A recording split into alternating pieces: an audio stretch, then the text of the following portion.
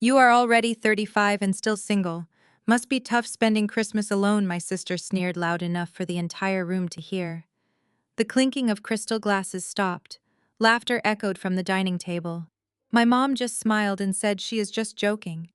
I set my wine glass down, looked my sister dead in the eyes and said calmly, "Do not worry about me. I have been married for a long time." My mother froze mid-toast, the color draining from her perfectly powdered face. She had absolutely no idea what I had been hiding, or that the man about to walk through her front door was going to destroy her perfect world. Before I continue this story, let me know where you are watching from in the comments below. Hit like and subscribe if you have ever had to stand up to a toxic family member who constantly underestimated your worth. My name is Samantha.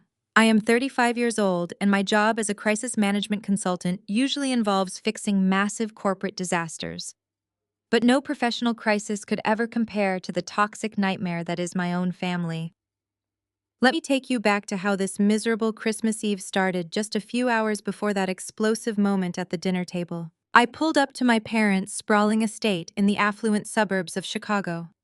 The driveway was an intimidating lineup of luxury cars, a clear indicator that Thomas, my father, was hosting another one of his lavish holiday parties. My father was a man perpetually desperate for social validation.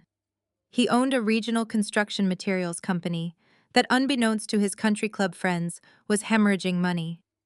But Thomas would rather go bankrupt than admit he was failing. So the parties kept getting bigger and the catering kept getting more expensive. As I walked through the heavy oak front doors, shaking the bitter winter snow from my coat, I was immediately greeted by the familiar stinging sensation of being entirely invisible. No one came to take my coat. No one offered me a warm drink. I was merely the obligatory guest, the disappointing older daughter they invited out of societal duty rather than actual love. I made my way towards the grand living room, which looked like a magazine cover, featuring towering evergreen trees, thousands of twinkling lights, and an absurd amount of silver ribbons.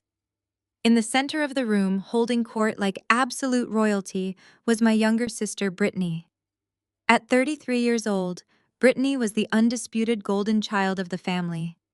She had never worked a single day in her life, dedicating her time instead to endless shopping trips, posting heavily edited and staged photos online, and spending money she did not actually earn. Beside her stood our mother, Brenda. Brenda was a master manipulator, a woman who measured a person's entire worth by the brand of their shoes, the zip code of their home, and the balance in their bank account. She was currently adjusting the collar of Brittany's expensive silk blouse, beaming at her with a level of pure, unadulterated adoration that I had never once experienced in my 35 years of life. And then there was Andre. Andre was Brittany's husband, a 35-year-old African-American senior investment director who fit perfectly into my parents' shallow status-obsessed world. He was handsome, undeniably charismatic, and relentlessly arrogant. Andre loved nothing more than to flaunt his wealth, viewing every family interaction as a prime opportunity to remind everyone exactly how successful he was. He wore custom-tailored Italian suits, flashed expensive watches, and spoke loudly about his recent stock market wins, always making sure to cast a pitying, condescending glance in my direction. I took a deep breath, plastered a neutral, polite smile on my face, and stepped fully into the living room. "Oh, look who finally made it!" Andre boomed, his deep voice cutting through the soft holiday music playing in the background. He looked me up and down, his eyes pausing on my simple, unbranded black dress. "Did you walk here, Samantha, or did you finally upgrade from that old sedan of yours? I hear the bus system is highly reliable this time of year." Brittany giggled loudly from behind her perfectly manicured hand. Brenda stepped forward, her eyes narrowing as she inspected my outfit with obvious distaste. "Samantha, I told you this was a formal holiday event. You look like you are going to a depressing board meeting, not a Christmas gala.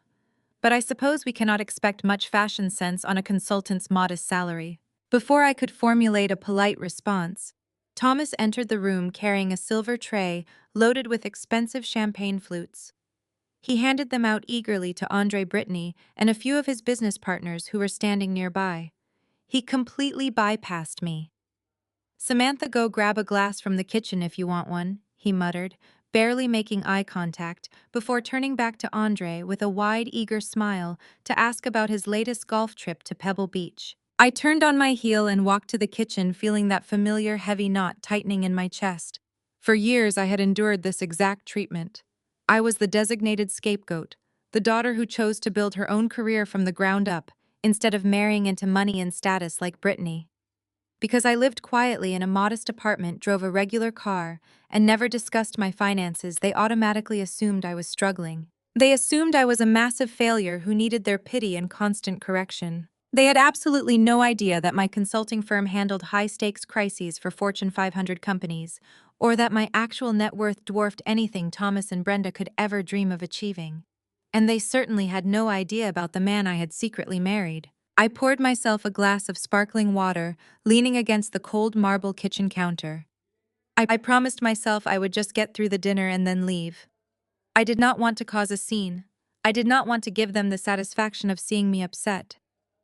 But as I listened to Andre's booming laughter, echoing from the living room, followed by my mother's fawning praises of his success, I realized that my silence was only fueling their cruelty.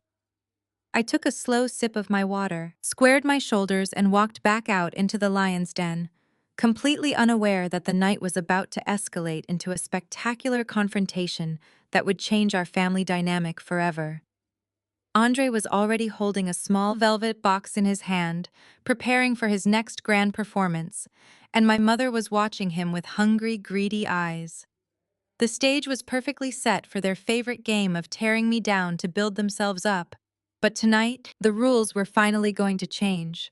I braced myself for whatever insult they had prepared next, knowing my patience was wearing dangerously thin. Andre stood precisely in the center of the sprawling living room, clearing his throat loudly to ensure every single guest paused their conversations and turned their attention entirely to him.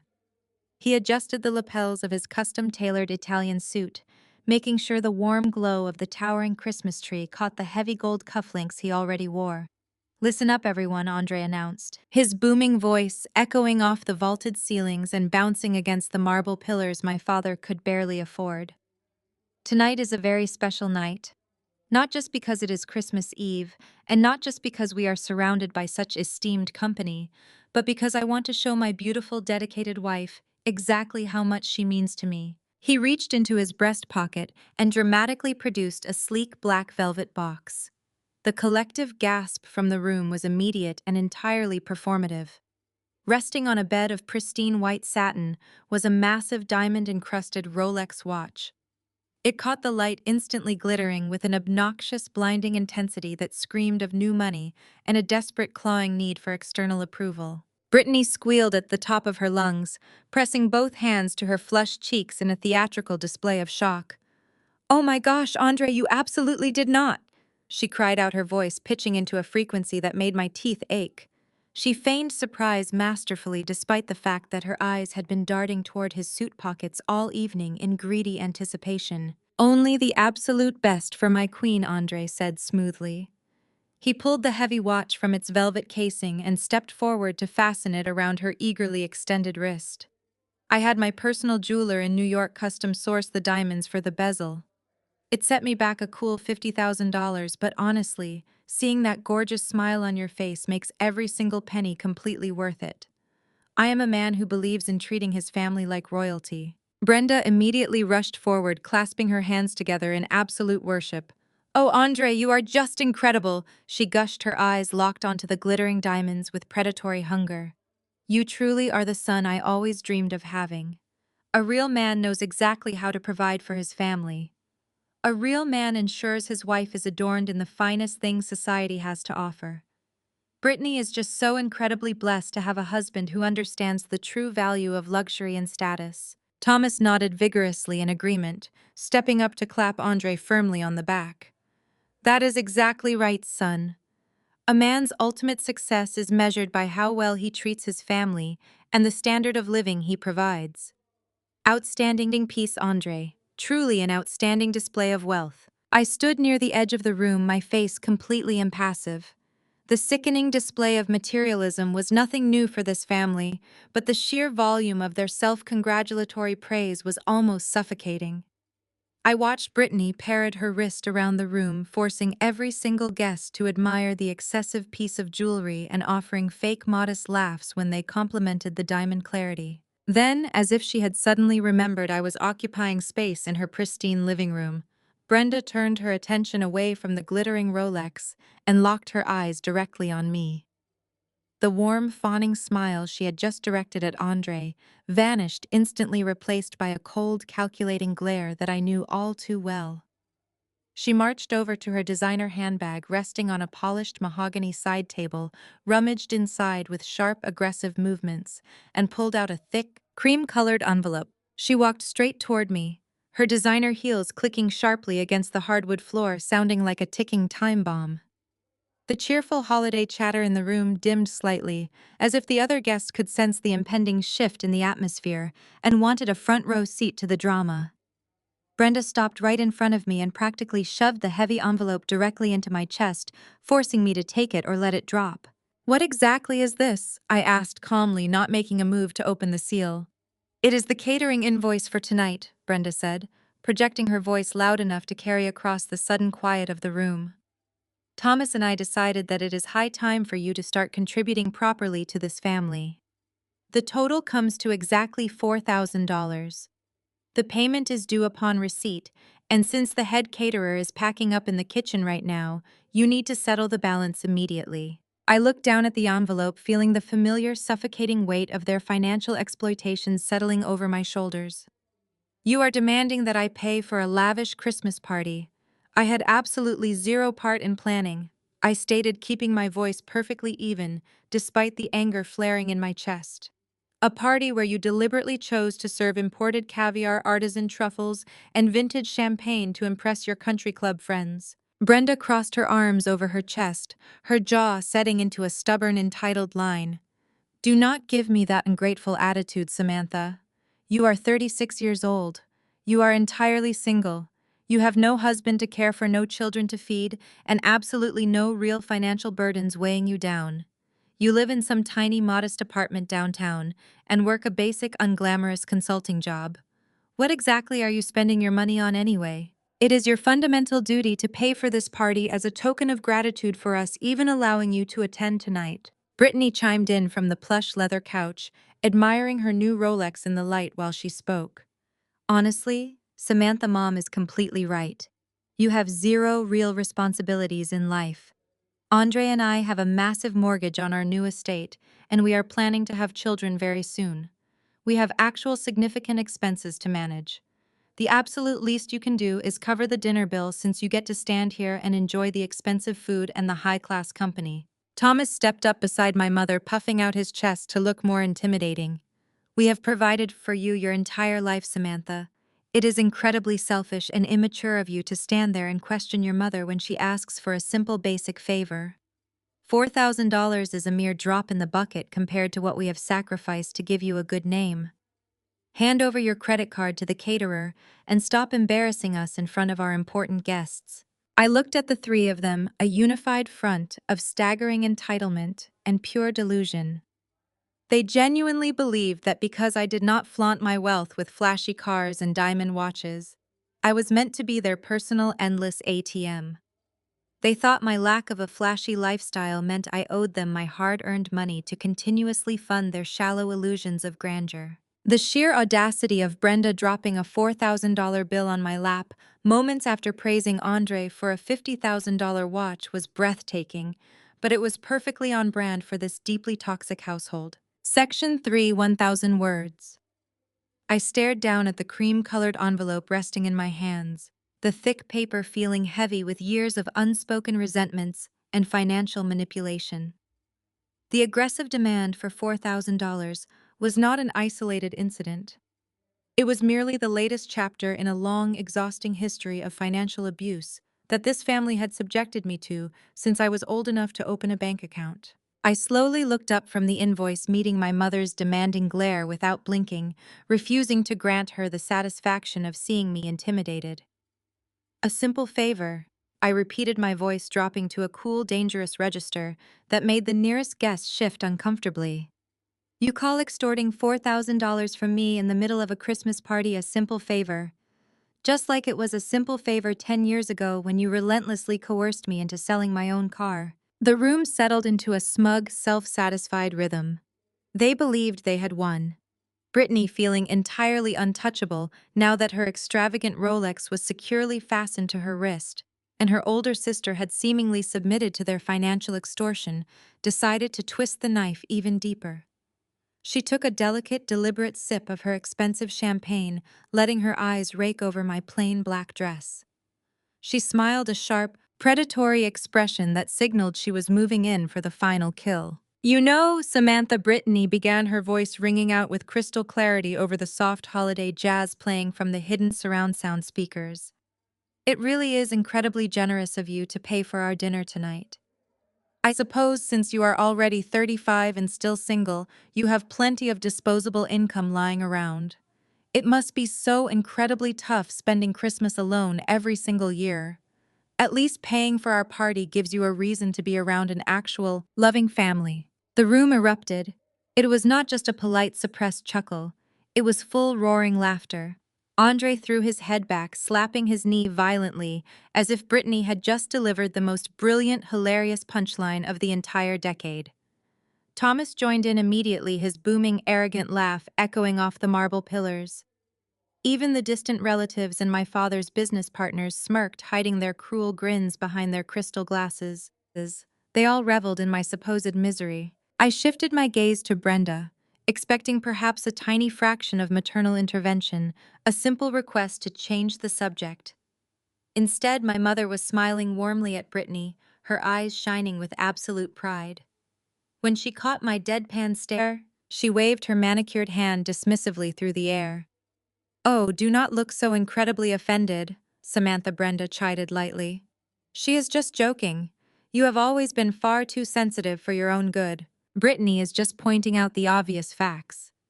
You really should put yourself out there more instead of working yourself into the ground for that little consulting firm of yours." I let the cruel, mocking laughter wash over me entirely.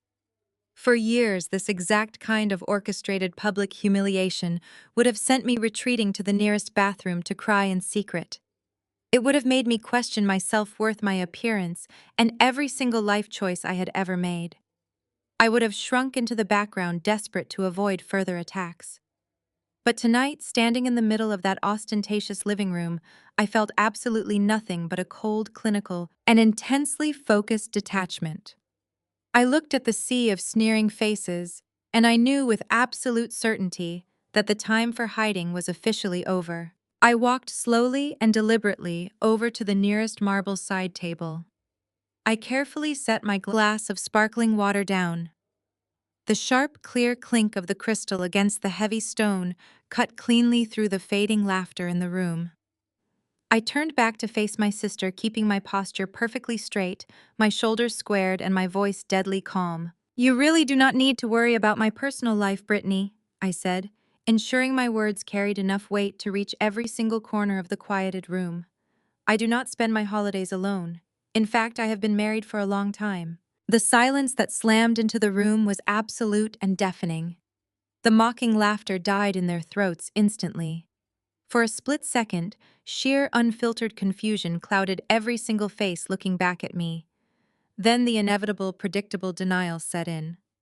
Andre was the very first to break the heavy quiet, letting out a loud, derisive snort that echoed sharply. "Married," he scoffed, shaking his head and pointing his bourbon glass at me. Come on, Samantha, that is just pathetic. You do not have to make up some desperate imaginary husband right on the spot, just because Brittany bruised your fragile ego. It is okay to admit you are lonely. This is a brand new low, even for your dramatic standards." Brenda hissed, her face contorting with sudden sheer embarrassment. She glanced nervously toward Thomas's wealthy business partners, desperate to maintain her flawless social image. "Stop telling ridiculous attention-seeking lies to our esteemed guests. We all know for a fact that you live entirely alone. We all know you spend your weekends working alone. What? Did you secretly elope with a local barista and simply forget to tell your own mother?" Brittany marched straight up to me, her new diamond Rolex catching the harsh light as she crossed her arms aggressively over her chest. "You are completely delusional," she sneered, her voice dropping its fake sugary sweetness and revealing pure venom. If you are actually married, where is your ring? Where are the wedding photos? Where is this mysterious invisible man right now? If you have a husband, Samantha, prove it to us. Call him right now. Tell him to come here and face this family. But you cannot do that, can you? Because he does not exist. She stood merely inches from my face, challenging me with a deeply triumphant, arrogant glare. She fully expected me to back down. She expected me to stammer out a weak excuse to admit I was lying, or to run out the front door in total humiliation. Instead, I held her gaze without blinking, calmly reached into my tailored coat pocket, and pulled out my smartphone. The screen illuminated my face in the dim, warm lighting of the room. I unlocked the device with a simple, fluid swipe and opened my secure messaging application. I navigated quickly to the contacts saved, simply with the letter H. My husband, Harrison Kensington, was a man who valued his extreme privacy above absolutely everything else. When we met, and when we eventually married in a quiet, highly private ceremony in Aspen, 3 years ago, we mutually agreed to keep our personal lives strictly out of the public eye. More importantly, we agreed to keep our marriage entirely away from the toxic, grasping reach of my family. I had purposefully shielded him from their endless greed, their relentless judgment, and their exhausting drama, because I wanted to fiercely protect the peaceful, beautiful life we had built together. But tonight they had crossed the final unforgivable line. My thumbs moved swiftly and purposefully across the digital keyboard. I did not write a long, frantic explanation of the situation. I did not warn him about the hostile ambush waiting in my parents' living room. I typed a single, incredibly simple sentence. "Can you drop by?" I hit send. I locked the screen, slid the phone smoothly back into my coat pocket, and looked directly into Brittany's waiting, hostile eyes. "He is on his way," I stated evenly. The room instantly erupted into a chaotic, overlapping chorus of utter disbelief and loud mockery. Thomas shook his head vigorously, muttering to his friends about my supposed mental instability. Brenda aggressively and profusely apologized to her guests for my desperate, sad cry for attention. Andre loudly offered to lay a crisp $100 bill on the table, betting anyone in the room that absolutely no one would walk through that front door tonight. I simply stood my ground, perfectly still and completely silent, watching their arrogant, foolish display. I felt a deep, profound sense of peace wash over me, knowing exactly who was currently driving toward the estate, and knowing that the final countdown to their absolute, irreversible destruction had just officially begun. The next 20 minutes dragged on with agonizing predictability as my family turned my text message into their evening entertainment. Andre actually pulled a crisp $100 bill from his designer wallet and slapped it onto the glass coffee table. He loudly announced he was taking bets on what kind of rusted-out junkyard vehicle my imaginary husband would arrive in. Brittany eagerly joined the game. She checked her sparkling new Rolex, sighing heavily, and loudly proclaimed that if this guy actually existed, he was probably waiting for the city bus to drop him off at the end of the subdivision. Brenda glided around the room with a silver tray of caviar appetizers, offering tight, apologetic smiles to the extended family and Thomas's business partners. She kept whispering that I was just going through a difficult phase, asking everyone to please excuse my pathetic cry for attention. Thomas stood near the bar, swirling his scotch loudly, reassuring his colleagues that my outburst was just the unfortunate result of a lonely woman struggling with her biological clock. They all laughed. They bonded over my supposed misery. They built a fortress of arrogance around themselves, eagerly waiting to tear apart whatever unfortunate soul walked through that door. They desperately needed my husband to be a colossal failure so they could justify their own toxic superiority. I remained standing perfectly still by the marble fireplace. I did not check my phone. I did not pace the room. I simply watched them revel in their cruelty. It was fascinating to see how deeply their entire self-worth depended on putting me down. I knew exactly who Harrison Kensington was. I knew the sheer terrifying magnitude of the power he wielded in the financial sector. Watching my family blindly prepare to mock a man who could buy and sell their entire existence before his morning coffee gave me a profound, chilling sense of satisfaction. Finally, the heavy brass doorbell echoed through the grand foyer. The cheerful holiday chatter in the living room abruptly died. Total silence fell over the guests. Andre practically sprinted to the large bay window, pulling back the heavy velvet drapes to peer out at the snow-covered driveway. A massive, mocking grin broke across his face. "There is absolutely no car out there," Andre announced triumphantly to the room. "Not a single headlight, I told you. The guy probably took a public transit bus and walked the last mile in the snow. This is going to be hilarious." Thomas marched toward the entryway, pulling open the massive double doors with an aggressive theatrical swing. Standing on the frozen stone porch was Harrison. He had just landed at the private airfield 30 minutes ago, returning directly from a grueling high-stakes corporate merger negotiation in Switzerland. Because he had spent the last 12 hours working relentlessly on his jet, he was dressed purely for travel and comfort. Harrison wore a simple, unbranded black cashmere turtleneck that hugged his broad shoulders. His dark charcoal trousers were immaculately tailored, but completely devoid of any flashy designer tags. On his feet, he wore a clean, minimalist pair of white sneakers. He wore no jewelry. He did not sport a glittering diamond watch. He carried no expensive briefcase. His dark hair was slightly windswept from the harsh winter breeze, and his jaw was set in a calm, impenetrable line. He looked relaxed, rugged, and entirely unbothered by the freezing temperature outside. He stepped smoothly past my father into the brightly lit foyer, his presence immediately commanding the space despite his casual attire. I locked eyes with him across the room, and a small private smile touched the corner of his mouth. Brenda immediately stepped forward, positioning herself like a guard dog at the edge of the living room. Her eyes darted up and down Harrison's frame, scanning him with the ruthless precision of a barcode reader, searching for a price tag. I watched her gaze search desperately for a Gucci belt and Hermes loafer or a Tom Ford coat. When she found absolutely nothing but plain black and gray fabrics, her face contorted into a mask of pure, unfiltered disgust. She actually let out a loud, exaggerated scoff and visibly rolled her eyes, turning her back to him for a fraction of a second to share a knowing, malicious look with Brittany. Brittany leaned heavily against Andre, covering her mouth with her hand to stifle a cruel giggle. She pointed blatantly at Harrison's white sneakers, whispering something into her husband's ear.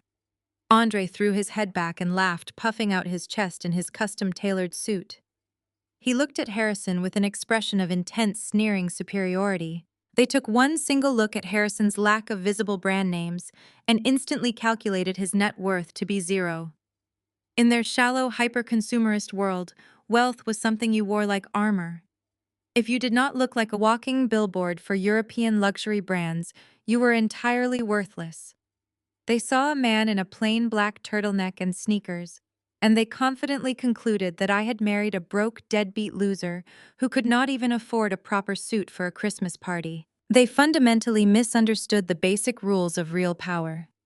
They did not realize that the wealthiest people in the room rarely need to prove it. They mistook quiet generational wealth for absolute poverty. Harrison ignored the blatantly hostile stares of my parents.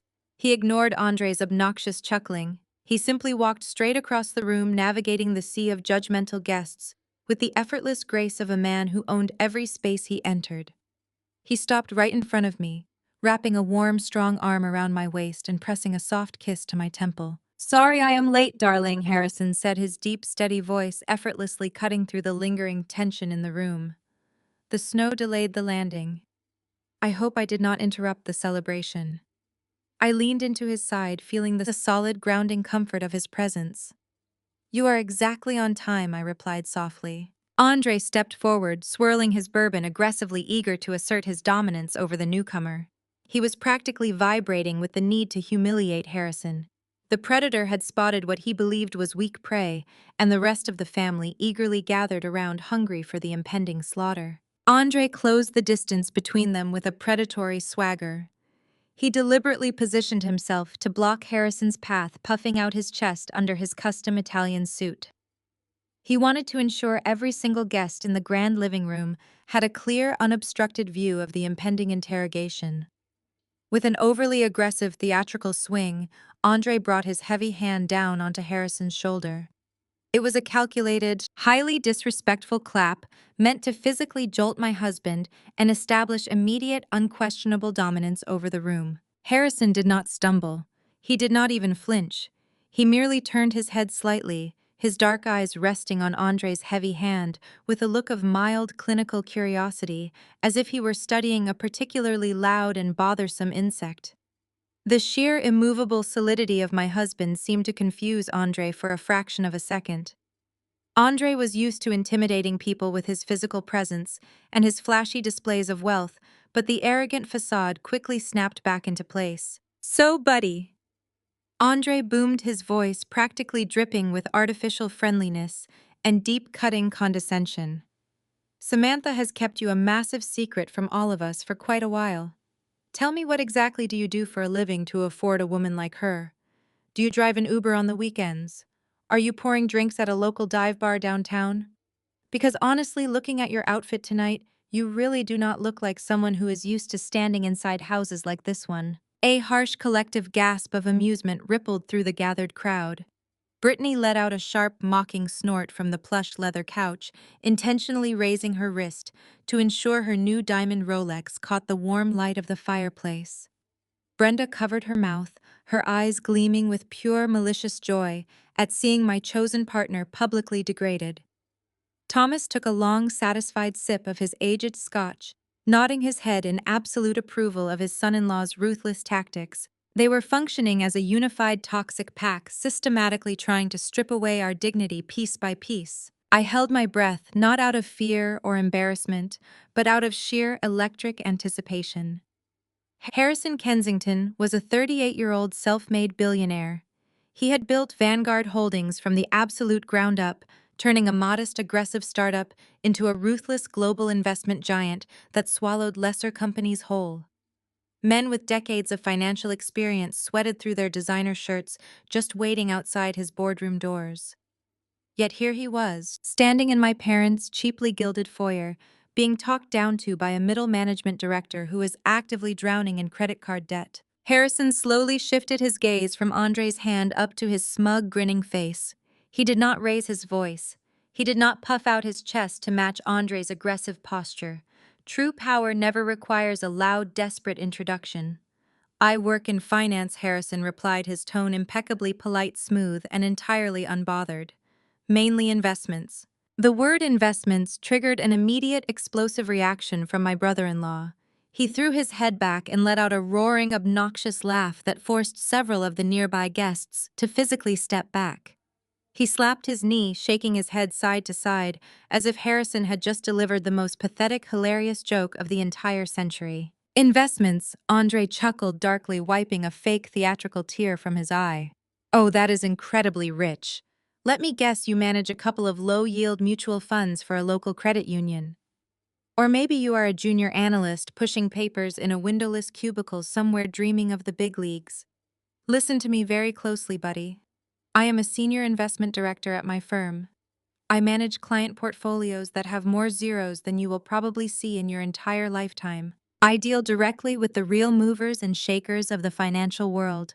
You are completely out of your depth here." Andre stepped closer, invading Harrison's personal space once again, his bourbon-scented breath filling the tense air between them. He lowered his voice into a mock-sympathetic tone, heavily laced with pure, suffocating superiority. "Look, I am a very generous guy," Andre continued, adjusting his silk tie. "I strongly believe in family helping family, even when that family makes highly questionable fashion choices and shows up to a holiday gala in basic sneakers. If you manage to scrape together enough cash to buy a real suit, something that does not make you look like a struggling, desperate college student, give me a call next week. I might be able to pull some strings with human resources. I could probably get you an entry-level interview in our mailroom or our junior processing department. It will not pay much, but at least it will get you out of those cheap clothes and into a respectable corporate building." The utter staggering delusion of his job offer hung heavily in the air. Andre genuinely believed he was throwing a charitable lifeline to a desperate, impoverished man. He had absolutely no idea that he had just offered an entry-level mailroom position to the apex predator of his own industry. He had no idea that Harrison could purchase his entire firm with a single phone call, liquidate all of its assets by Tuesday, and fire him before his morning coffee. I stood perfectly still by the fireplace, letting the silence stretch out around us. I did not jump in to defend my husband's honor. I did not scream at Andre for his blatant, disgusting disrespect. I simply watched the beautiful, catastrophic train wreck unfold with clinical detachment. They were eagerly handing me the shovels, and I was going to let them dig their own graves as deep as they possibly could. Every single insult, every mocking laugh, and every arrogant boast was cementing their inevitable downfall. Harrison casually slipped his hands into his pockets and glanced over at me. His dark eyes flashed with a silent shared understanding that made my heart race. We were completely aligned in our strategy. We were going to let this toxic family inflate their fragile materialistic egos to the absolute bursting point, solely so the impending explosion would leave nothing but total devastation behind. The trap was set, the bait was taken, and Andre was proudly marching straight into his own destruction. Before Andre could formulate another insulting job offer for my supposedly impoverished husband, a sharp manicured hand clamped down on my right forearm with the crushing force of a steel trap. I turned my head to see my mother Brenda, her perfectly painted lips stretched into a terrifyingly wide artificial smile designed entirely for the benefit of the surrounding guests. Her acrylic nails dug painfully through the fabric of my dress, sending a silent, vicious warning straight to my brain. "Samantha, darling." Brenda chimed, her voice dripping with a sickeningly sweet theatrical warmth that immediately made my stomach turn. "Be an absolute angel, and come help your mother fetch the next case of vintage champagne from the kitchen refrigerator. We simply must keep our wonderful guests hydrated." She did not wait for my response. She yanked my arm with a sudden aggressive jerk, practically dragging me away from the glowing fireplace, away from Harrison, and away from the judgmental prying eyes of Thomas's business partners. I allowed myself to be pulled through the grand dining room and pushed forcefully through the heavy swinging mahogany doors that led directly into the massive catering kitchen. The moment those thick wooden doors swung shut behind us completely, cutting off the soft holiday jazz and the obnoxious booming laughter of my brother-in-law, the suffocating illusion of a happy family vanished instantly. The temperature in the room seemed to drop 10 degrees. The cheerful, doting mother routine evaporated into thin air, replaced entirely by the cold, calculating and ruthlessly demanding woman I had known my entire life. Brenda released my arm, shoving me slightly toward the stainless steel prep island. She did not walk over to the commercial refrigerators to retrieve any champagne. She did not even glance at the expensive catering equipment left behind. Instead, she crossed her arms tightly over her chest, her eyes blazing with pure, unadulterated fury. "I do not care what kind of pathetic broke loser you dragged into my beautiful home tonight," Brenda hissed, her voice a low, venomous snarl that vibrated with raw contempt. "I do not care if you found him sleeping at a bus stop or working the night shift at a local diner. You can play your sad, desperate little marriage games on your own time, but you will not do it at the expense of my family's flawless reputation." I stood perfectly still, resting my hands calmly on the cool metal of the counter, waiting for the true purpose of this forced isolation to reveal itself. My mother never pulled me aside just to hurl random insults. Her cruelty was always highly strategic. She always wanted something tangible, and tonight was clearly no exception to her golden rule. "Listen to me very carefully, Samantha," she commanded, stepping closer until I could smell the overpowering scent of her heavy floral perfume mingling with the kitchen's residual heat. "Next week is Brittany and Andre's 5th wedding anniversary. It is a massive milestone. Andre has invited several senior partners from his prestigious investment firm, along with some of the most elite wealthy socialites in the entire city. It is an incredibly high-profile event, and my beautiful daughter must look absolutely impeccable. She needs to project the ultimate image of generational wealth and undeniable status." Brenda paused, her eyes narrowing as she locked onto my steady gaze, preparing to drop her ultimate demand. "Therefore, you are going to go home tonight, open your cheap little jewelry box, and hand over the 2-carat diamond ring your grandmother left you. I want it delivered to this house by tomorrow morning, so I can have it professionally cleaned and resized for your sister's finger." The sheer breathtaking audacity of her demand hung heavily in the sterile air of the kitchen. She was not asking to borrow a simple dress. She was not requesting a minor financial favor. She was outright demanding the single most valuable, deeply sentimental family heirloom. I owned a piece of custom jewelry that had been explicitly and legally willed exclusively to me upon my grandmother's passing. When I simply stared at her without saying a single word, Brenda took my silence as a welcome invitation to justify her spectacular boundless greed. "Let us be entirely realistic for a moment," she sneered, waving her hand dismissively in the direction of the living room doors. "Look at the pathetic excuse for a man you dragged in here tonight. He is wearing basic, cheap sneakers and an unbranded sweater to a formal Christmas gala. He clearly cannot afford to buy you a single piece of respectable jewelry. He probably struggles just to pay the rent on whatever tiny, depressing apartment you two share. You have absolutely no earthly use for a 2-carat diamond heirloom. Samantha," she continued, her tone dripping with intense condescension. "You never attend high society functions. You do not rub elbows with the corporate elite. You sit behind a desk at a basic consulting firm and hide from the real world.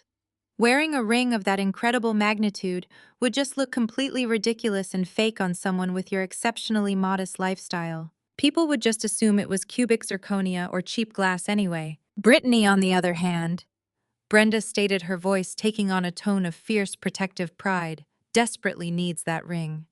She lives in a multi-million-dollar estate. She hosts lavish charity galas. She represents Andre's flawless corporate image to the world. She is moving in exclusive circles that absolutely require her to look the part of a wealthy, successful investment director's wife. That gorgeous diamond belongs on the finger of a woman who actually understands its immense social value and can properly show it off to the right kind of important people." She took another aggressive step forward, pointing a sharp manicured acrylic finger directly at my chest to hammer her point home. "You are going to give your sister that ring.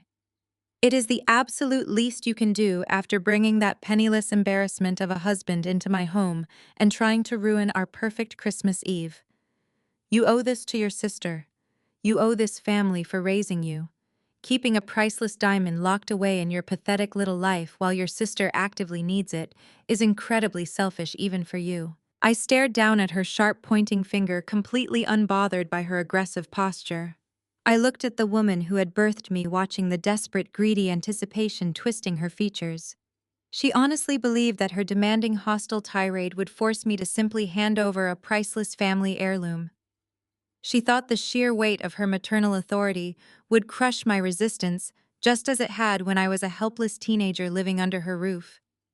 I took a slow, deliberate breath, enjoying the pristine silence of the catering kitchen, and let her confident smirk hang in the air for a few more seconds. "No," I said.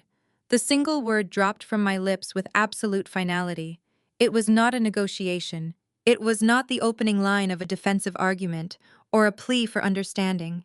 It was a complete, impenetrable wall of steel. Brenda blinked rapidly, her manicured hand falling limply to her side. "Excuse me," she snapped, her voice pitching upward in sheer disbelief.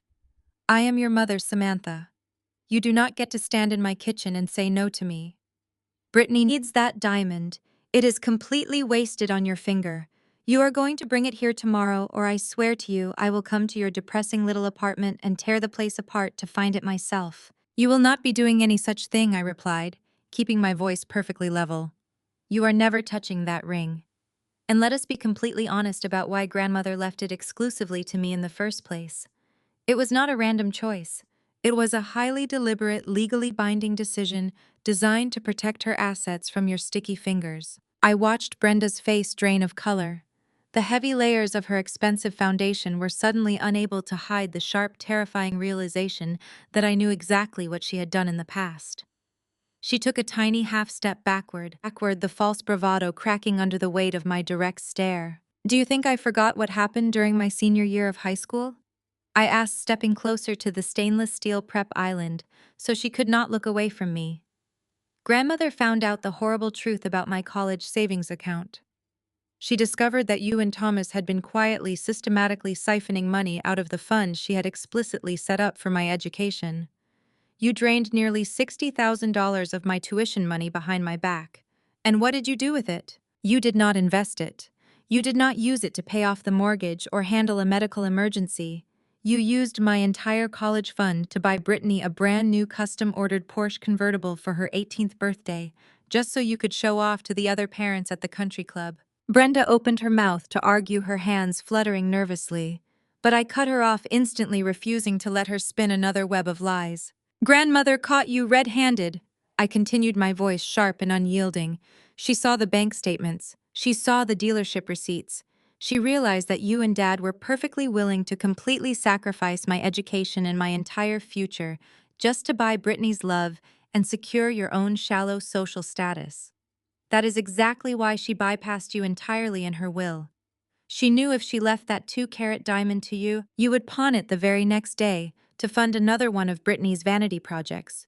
She gave it to me because I was the only person in this toxic bloodline she actually trusted. So no, Mom. Brittany is not getting the ring. You are not getting the ring. It stays with me, and your precious golden child can settle for whatever cheap trinkets Andre manages to buy her before his credit cards finally decline. Brenda slammed both of her hands down onto the metal counter. The loud, sharp bang echoed aggressively off the industrial appliances. Her eyes were wide, wild, and blazing with a level of hatred I had rarely seen directed so openly at me. The carefully crafted mask of the wealthy, benevolent matriarch completely disintegrated right in front of my eyes, leaving only a vicious, cornered predator ready to strike. "You listen to me, you ungrateful little brat!"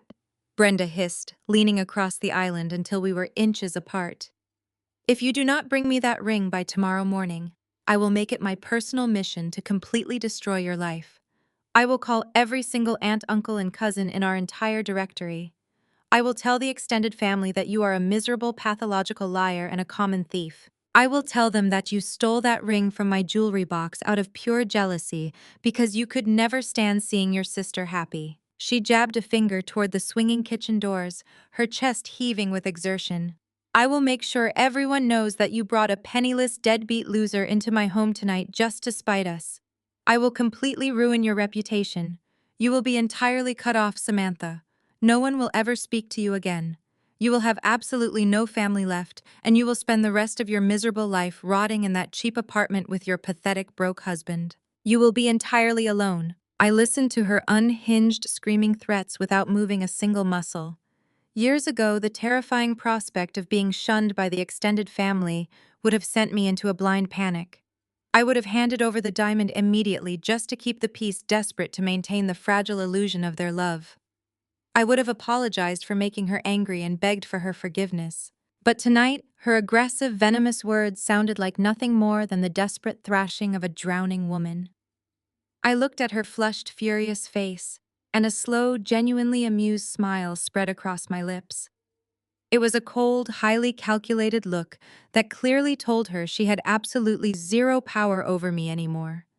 Her threats were empty, her leverage was gone, and her prized golden child was about to face a spectacular reality check. "Do your worst, Brenda," I said softly. I turned my back on her without another word. I pushed open the heavy mahogany doors and walked gracefully back into the bright, crowded living room, leaving my mother seething alone in the sterile kitchen, entirely unaware that her petty threats were completely useless against the massive storm that was about to hit. The heavy mahogany doors swung shut behind me completely, severing the kitchen's toxic atmosphere from the festive warmth of the grand living room. I smoothed the front of my dress, maintaining my perfectly composed smile, and glided back into the center of the holiday gathering.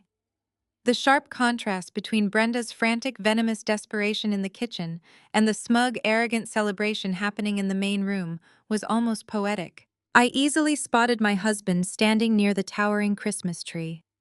Harrison had not moved an inch since I was dragged away.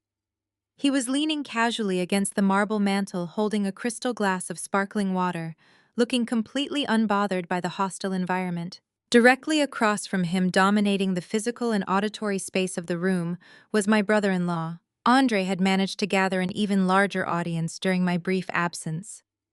He stood with his feet planted widely apart, holding a fresh glass of expensive bourbon, practically vibrating with the desperate need to assert his financial dominance over everyone present.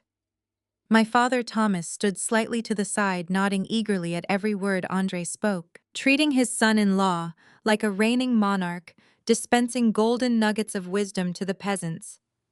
Brittany lounged on the sofa, aggressively adjusting her wrist so the new diamond Rolex caught the light from the fireplace, soaking up the reflected glory of her husband's inflated ego. I moved silently to Harrison's side, feeling the immediate comforting warmth of his presence.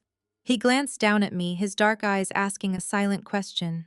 I gave him a tiny, imperceptible nod, letting him know the stage was entirely ours to control. Andre took a long, theatrical sip of his bourbon, clearing his throat loudly to ensure the straggling guests turned their full attention back to him. "You know," Thomas Andre boomed, projecting his deep voice across the room with aggressive enthusiasm. "The commercial real estate market is certainly facing its challenges right now, but for those of us operating in the elite sectors of high finance, things have literally never been better. In fact, I am thrilled to announce to our esteemed guests tonight that my firm is currently on the absolute brink of finalizing a historical industry-defining acquisition." A murmur of impressed validation rippled through the audience. Thomas beamed with pride, practically bouncing on his heels. Brittany let out a loud, practiced sigh of adulation. Andre soaked up the attention like a sponge, swirling the amber liquid in his glass with slow, arrogant circles. "We are not just talking about a standard corporate merger." Andre continued pacing slowly in front of the fireplace, forcing everyone to track his movements. "We are being entirely bought out by one of the most massive, ruthless, and powerful investment giants on the entire planet. I cannot disclose the exact figures yet, due to strict non-disclosure agreements, of course, but let us just say, the buyout structure is going to make the senior directors like myself incredibly unimaginably wealthy. We are talking about entering an entirely new stratosphere of generational wealth." He paused dramatically, letting the weight of his exaggerated claims hang heavily in the warm air of the living room. He scanned the faces of the listening relatives and business associates, ensuring they were sufficiently intimidated by his projected success. Then slowly and deliberately his gaze locked onto Harrison. The predatory smirk returned to Andre's face, sharper and more vicious than before. He stepped directly toward us, closing the distance until he was standing just a few feet away from my husband's relaxed form. "It is a billionaire's playground," Harrison Andre sneered heavily, emphasizing the word billionaire as if it were a foreign concept my husband could not possibly comprehend. He gestured flippantly toward Harrison's plain black turtleneck and unbranded white sneakers with his free hand. "The kind of liquid capital and aggressive equity maneuvering we are dealing with right now would absolutely make your head spin. It takes a very specific, ruthless breed of corporate shark to survive in the waters my firm is swimming in right now. But hey, do not let that intimidate you. Every massive corporate empire needs entry-level guys working in the background. Someone has to serve our coffee and sort our mail, while the real men handle the multi-million-dollar portfolios, right?" A few of Thomas's business partners let out low, uncomfortable chuckles, clearly eager to stay on the good side of the supposedly wealthy son-in-law. Brittany laughed openly, leaning against the arm of the sofa and shooting me a look of pure malicious pity. They fully expected Harrison to shrink away in shame, to lower his eyes, or to mumble a pathetic excuse and quickly exit the conversation. They desperately wanted him to feel small, so their own fragile, fabricated egos could remain intact. I watched Harrison closely. He did not break eye contact with Andre. He did not tighten his grip on his glass of water. His breathing remained perfectly steady, and his posture was completely relaxed. The sheer, immovable silence radiating from him began to make the air in the room feel incredibly heavy. It was the absolute chilling stillness of a predator waiting for its prey to walk directly into the snare. Harrison took a slow, deliberate sip of his sparkling water. When he finally spoke, his voice was not loud, but it carried an effortless, slicing authority that instantly commanded the attention of every single person in the room. "A historical acquisition, you say?" Harrison mused softly, his tone laced with mild clinical curiosity. "That sounds incredibly demanding for the senior directors involved. I imagine managing the client transition process during a major buyout must be quite chaotic, especially given the current regulatory climate." Andre scoffed loudly, clearly taking Harrison's polite inquiry as an admission of subservience. "Chaotic for amateurs, maybe. Andre boasted, puffing his chest out even further. But for a senior investment director like me, it is just another day at the office. I handle the pressure effortlessly. My division is the absolute crown jewel of the firm. We are the primary reason this massive buyout is even happening in the first place. Harrison tilted his head slightly to the side, his dark eyes narrowing with surgical precision. Is that so? He asked, his voice dropping into a dangerously smooth cadence. That is fascinating, Andre. Because if your division is indeed the crown jewel driving this historical acquisition, I am incredibly curious to hear your professional strategy regarding the massive glaring discrepancies in your department's most recent internal audits. Specifically, I would love to hear exactly how a senior investment director plans to explain the staggering $7.2 million deficit deliberately hidden within the Q3 commercial hedge reporting. The entire grand living room froze. The cheerful holiday music suddenly seemed blaringly loud in the absolute suffocating vacuum of silence that followed Harrison's words. Andre's mocking grin vanished instantly, wiped away, as if he had been physically struck across the face. The rich, healthy color drained completely from his cheeks, leaving behind an ashen, sickly gray pallor. His mouth opened slightly, but no sound came out. Harrison did not raise his voice. He did not gloat. He simply stood there, an unmovable mountain of quiet, devastating power holding Andre's panicked gaze with absolute unyielding intensity. He had effortlessly dropped a highly classified, heavily guarded corporate secret right into the middle of my parents' living room. He had mentioned specific internal accounting figures, the exact quarter of the missing funds, and the precise departmental division Andre controlled.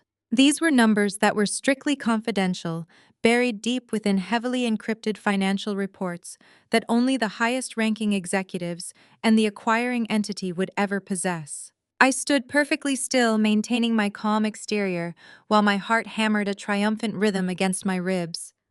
I watched the frantic, terrified realization slowly dawn in Andre's wide eyes. He was staring at the man in the plain black turtleneck and the white sneakers, finally understanding that he was not speaking to a desperate, unemployed nobody. The trap had been flawlessly, beautifully set, and my arrogant, abusive brother-in-law had marched straight into the steel jaws without a single moment of hesitation. The absolute silence stretching across my parents' opulent living room was the most exquisite holiday gift I had ever received. The absolute silence stretching across my parents' opulent living room was the most exquisite holiday gift I had ever received. Andre stared at Harrison as if a ghost had just materialized directly in front of the marble fireplace. The heavy crystal tumbler in Andre's right hand began to tremble violently, causing the expensive amber liquid to slosh dangerously near the rim. A thick, highly visible bead of sweat formed at his dark hairline, sliding slowly down his temple and soaking into the crisp collar of his custom-tailored Italian suit. He blinked rapidly, his mind clearly misfiring as it scrambled wildly to comprehend the sheer impossibility of the situation. This was absolutely not a lucky guess. The specific targeted mention of a $7.2 million deficit in the Q3 commercial hedge reporting was a closely guarded, highly classified corporate secret. It was a terrifying financial reality that had been actively concealed behind thick layers of aggressive accounting and falsified projections meant to stay buried until long after the acquisition cleared. I do not know what kind of ridiculous fabricated garbage you are spouting right now, Andre finally managed to choke out. His booming theatrical voice had entirely vanished, replaced instantly by a thin, reedy pitch that cracked heavily with sheer panic. He took a jerky, unsteady step backward, desperately putting physical distance between himself and my husband. You are just throwing out random financial buzzwords you read in some cheap online business article. You are trying to sound smart to impress Samantha's family, but it is honestly pathetic. You have absolutely no idea how high-level corporate equity actually functions. Thomas stepped forward, his bushy eyebrows drawn tightly together in profound confusion. He looked back and forth from Andre's heavily sweating face to Harrison's perfectly composed posture. Now see here, Samantha Thomas barked loudly, desperately trying to regain control of his hijacked living room. Whatever kind of absurd, inappropriate prank your husband is trying to pull, it ends right now. Andre is a highly respected senior investment director. We will not tolerate some entry-level consultant making wild defamatory accusations in this house on Christmas Eve. Brenda rushed frantically to Andre's side, placing a manicured hand defensively on his arm. She glared at Harrison with utter, unfiltered contempt. How dare you come into my beautiful home dressed like a vagrant and insult my highly successful son-in-law? You are clearly just insanely jealous of the luxurious life Andre provides for Brittany. You are a complete nobody. You have zero connections, zero status, and absolutely zero business talking about complex corporate matters you do not even begin to understand. Harrison did not react to the hostile barrage of insults. He simply took another slow, completely unbothered sip of his sparkling water. When he lowered the crystal glass, his dark eyes locked back onto Andre with a level of cold, calculating intensity that made the air in the room feel suffocatingly thin. I am not making blind accusations. Andre Harrison stated, his voice ringing with absolute unyielding authority. I am citing exact figures directly from the preliminary risk assessment files your chief financial officer submitted to my office last Tuesday at exactly 4 in the afternoon. Let us take a much closer look at the structural integrity of your specific department, shall we? You artificially inflated the projected yield of the downtown commercial real estate portfolio by shifting massive liabilities into hidden offshore shell accounts. You specifically utilized an outdated Tier 3 tax loophole to hide the rapidly mounting losses, desperately hoping the acquisition would fully close before the auditors initiated a deep dive into the secondary ledgers. It is incredibly sloppy financial structuring. In fact, it is embarrassingly amateurish. Any competent risk analyst would spot the glaring discrepancy within 5 short minutes of reviewing the raw data. Andre let out a strangled, pathetic gasp. His mouth hung open, his breathing turning rapid and incredibly shallow. The rich color had completely drained from his face, leaving him looking sickly and thoroughly terrified. Brittany, who had been lounging comfortably on the sofa admiring her diamond Rolex just moments ago, suddenly sat bolt upright. She looked at her husband's panic-stricken face, the horrifying realization slowly dawning on her that Harrison was not lying. The absolute terror radiating from Andre was undeniable, tangible proof that my husband knew exactly what he was talking about. Who are you? Andre whispered, his voice trembling so badly he could barely force the words out of his throat. How do you possibly have access to private, restricted corporate data? Those specific files are heavily encrypted. They are strictly classified. Only the highest-ranking C-suite executives and the acquiring entity have the legal clearance to view those exact ledgers. Who exactly gave you those numbers? Harrison calmly reached into the inner pocket of his coat and pulled out a sleek, minimalist silver pen, rolling it thoughtfully between his fingers. He looked at Andre with an expression of pure clinical disgust. Nobody gave them to me, Harrison replied, his tone exceptionally smooth and devastatingly precise. They were delivered directly to my private desk because my personal risk management team demanded a full, unfiltered audit of your specific division before I sign off on the final acquisition paperwork. You stand in this living room loudly boasting about a historical buyout.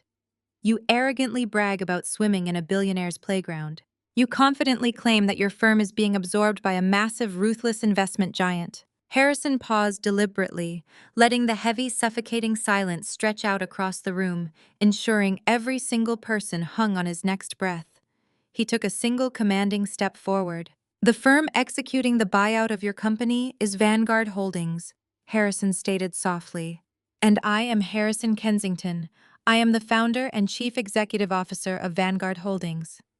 I am the man acquiring your firm, Andre, which means I am the man who currently holds your entire professional future and your extremely fragile freedom in the palm of my hand. The profound weight of Harrison's chilling declaration hung heavily in the tense air, aggressively pressing down on every single person standing inside the grand living room. Andre stood completely paralyzed, his mouth still slightly ajar, his broad chest rising and falling in rapid, incredibly shallow breaths. The arrogant titan of finance had been swiftly reduced to a pathetic, trembling shell in a mere matter of seconds. Before anyone could properly process the monumental revelation, a sharp, crisp ringtone sliced fiercely through the suffocating silence. The sudden sound originated directly from the inner pocket of Harrison's tailored black winter coat. Harrison did not rush or show any signs of frantic urgency. He moved with the calculated, unhurried grace of a powerful man who owned time itself. He slowly reached into his deep pocket and retrieved his sleek smartphone. He glanced downward at the bright caller identification, a faint knowing smile gently touching his lips. Without breaking eye contact with Andre, Harrison stepped gracefully toward the heavy glass coffee table situated neatly between the plush leather sofas. He placed the ringing device directly in the center of the table and forcefully pressed the green speakerphone button for everyone to clearly hear. Instead of immediately answering the call, Harrison turned his attention away to a crystal pitcher resting on the nearby wooden bar cart. He picked it up deliberately and poured a fresh glass of sparkling water, handing it safely to me with a gentle, immensely reassuring nod. I took the cold glass, my fingers lightly brushing against his, feeling the thrilling electric current of absolute victory actively coursing through my veins. The mobile phone continued to ring on the table, echoing loudly against the polished marble floors, forcefully amplifying the sheer panic, furiously radiating from my utterly arrogant brother-in-law. Finally, Harrison leaned his tall frame over and lightly tapped the bright screen to accept the incoming call. Yes, Harrison spoke softly, his rich voice echoing clearly through the small digital speaker. Mr. Kensington, I do sincerely apologize for calling you so late on a holiday eve. The anxious voice on the other end belonged to a man sounding incredibly breathless, deeply frantic and dripping with an almost desperate level of utter subservience. It was a unique voice Andre instantly and undeniably recognized. The distinct raspy baritone belonged to Gregory Thorne, the chief executive officer of Andre's massive investment firm. The very same man Andre had spent his entire adult life desperately trying to impress, was now practically groveling on the other end of the open line. Speak, Harrison commanded smoothly. Sir, we have thoroughly prepared the special audit files you personally requested this morning regarding the commercial hedge division. Gregory stammered, his words tumbling over each other in a wild rush to properly deliver the crucial information. We forcefully pulled the entire internal accounting team off their holiday leave to aggressively run the secondary ledgers through the Vanguard corporate compliance software. You are absolutely right, Mr. Harrison Kensington, today. There are massive systematic discrepancies buried deep within the offshore shell accounts exclusively managed by our senior director. Andre visibly swayed on his feet. The rich color that had already drained from his face was quickly replaced by a sickly, translucent white pallor. He looked exactly like a guilty man watching his grim executioner methodically sharpen the heavy blade. Define massive. Harrison instructed, mildly, taking a relaxed sip of his water, completely ignoring the horrified, bulging stares of my parents. The internal routing numbers have been intentionally manipulated to cleverly hide staggering financial losses, Gregory reported, his voice shaking fearfully. We are looking at over $7 million in deliberately concealed corporate deficits. Furthermore, the preliminary forensic financial tracing strongly indicates that significant portions of liquid client capital have been illegally redirected into highly unauthorized personal expenditures. It is outright embezzlement, Mr. Kensington. The undeniable paper trail leads directly to the specific division head. We are initiating immediate termination protocols and forcefully alerting federal financial regulators first thing Monday morning. I do solemnly assure you, Vanguard Holdings will not inherit this disastrous liability. Excellent work, Gregory, Harrison replied, his calm tone remaining perfectly and relentlessly neutral despite the explosive news. Have the complete physical dossier safely couriered to my private residence by tomorrow afternoon. We will properly discuss the structural consequences for your firm during our mandatory Monday morning briefing. Enjoy your Christmas. Harrison casually ended the vital call with a single precise tap. The bright screen went entirely dark, plunging the grand living room right back into a heavy, completely suffocating quiet. The verbal confirmation of the severe crimes was no longer a theoretical threat or an intimidating accusation originating from a total stranger. It was an official, legally binding reality delivered straight from the highest commanding corporate authority. The beautiful facade of extreme wealth, the arrogant, boasting, the $50,000 diamond, Rolex, everything was entirely built on a rotting foundation of stolen client money and impending federal prison time. Andre stood then, exactly like a solid statue of crumbling, brittle ice. His eyes were wide, vacant pools of sheer, unadulterated terror, staring blindly at the dark smartphone resting innocently on the glass coffee table. The heavy crystal tumbler he had been tightly clutching in his right hand, the very same expensive glass he had aggressively used to confidently point at my husband, suddenly slipped from his fingers. The expensive crystal hit the highly polished hardwood floor with a deafening, incredibly violent crash. The thick glass shattered instantly into hundreds of glittering sharp shards exploding outward in a chaotic, dangerous burst. The aged, expensive bourbon splashed widely across the pristine wood, darkly staining the expensive imported rug my mother treasured so deeply. Nobody moved to quickly clean it up. Nobody rushed forward to see if Andre was physically injured. The entire extended family remained completely paralyzed, firmly trapped in the inescapable gravitational pull of the total devastation, visibly unfolding before their wide, terrified eyes on Christmas Eve tonight. The heavy silence stretched on for what felt like an eternity, hanging over the shattered crystal and the spilled bourbon. I waited for the inevitable apologies. I waited for my mother to lower her head in shame, or for my father to awkwardly clear his throat and attempt to excuse his earlier behavior.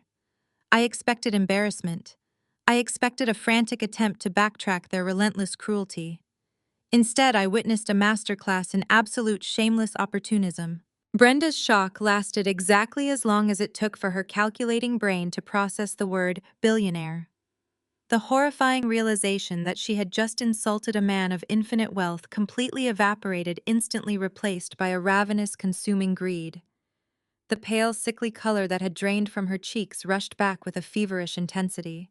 Her eyes, which moments ago held pure terror, suddenly sparkled with a manic, predatory delight. She did not look at Harrison as a human being, or as my husband. She looked at him as a limitless, walking bank account ready to be plundered. With a sudden, jarring burst of energy, Brenda physically pushed past her golden child. She stepped right over the puddle of spilled liquor on her precious imported rug, entirely ignoring Andre's catatonic state. Her arms opened wide as she rushed forward, her face twisting into a terrifying mask of aggressive affection. "Oh, my wonderful son-in-law!" Brenda shrieked, her voice echoing shrilly across the vaulted ceiling. She lunged toward Harrison, attempting to wrap her arms around his shoulders in a deeply unnatural, forced embrace. I always knew Samantha had an eye for greatness, I just knew it. Harrison did not step back, but his posture turned entirely rigid. He smoothly raised his left hand, a simple, firm gesture that stopped my mother dead in her tracks, just inches from his chest. The invisible barrier he erected was colder and harder than solid steel. Brenda awkwardly dropped her arms, though her manic smile never wavered. She simply pivoted, clasping her hands tightly beneath her chin as she looked up at him with unblinking, fervent worship. "We were only teasing you earlier, Harrison." Brenda continued, her voice practically dripping with artificial sweetness. "You have to understand our family dynamic. We have a very dry sense of humor. We just wanted to make sure our Samantha was with someone who could handle our strong personalities. And look at you. You are absolutely perfect for her. We are just so incredibly blessed to welcome such a titan of industry into our family fold." Before Harrison could respond to her staggering display of historical revisionism, a sudden violent movement broke the tableau. Thomas, who had been gripping the leather armchair as if his life depended on it, suddenly snapped out of his paralyzed daze. The panic in his eyes was replaced by the exact same feverish desperation that had consumed his wife. He surged forward with reckless momentum. He literally shoved Andre aside. His golden son-in-law, the man he had been worshipping all evening, was knocked off balance and stumbled into the edge of the sofa, completely forgotten.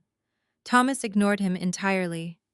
My father sprinted toward the mahogany credenza near the hallway, where he had left his expensive leather briefcase. He fumbled frantically with the brass clasps, his hands shaking so violently that he dropped a stack of business cards onto the floor. He did not bother to pick them up.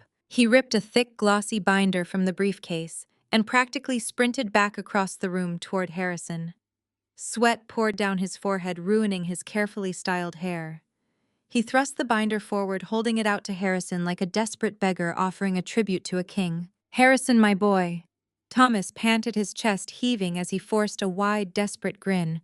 "I cannot tell you what a profound honor it is to have Vanguard Holdings standing in my living room. Your reputation in the corporate materials sector is absolutely legendary.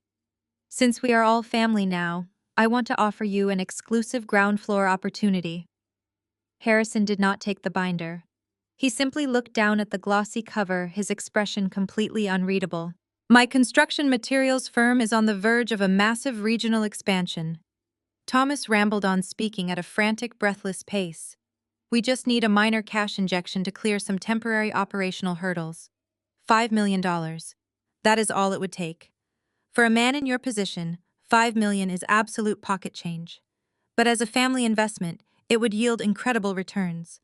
I would personally ensure you get a seat on the executive board. We can build an absolute empire together, father and son." I stood beside my husband, watching the grotesque, humiliating spectacle unfold. My stomach churned with a deep, visceral disgust. For 35 years, I had craved my parents' approval. I had worked myself to the bone, hoping that one day they would look at me with pride. I had endured their endless criticisms, their impossible standards, and their cruel comparisons to Brittany, believing that maybe, just maybe, I was fundamentally flawed. But watching them now, I realized the horrifying truth. They had no principles. They had no standards. They possessed absolutely no moral compass. Their entire value system was entirely transactional. Just 30 minutes ago, in the sterile cold of the catering kitchen, Brenda had violently demanded I hand over my grandmother's diamond ring because she believed my husband was poor.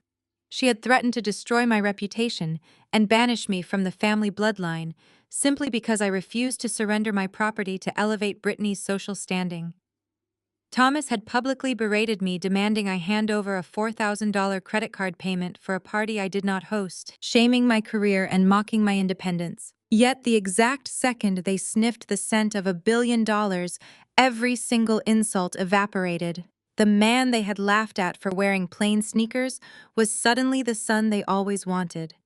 The daughter they had designated as a miserable failure was suddenly a visionary with an eye for greatness. They were perfectly willing to throw Andre under the bus, literally shoving him aside the moment a bigger, richer target entered the room. Their profound hypocrisy was suffocating.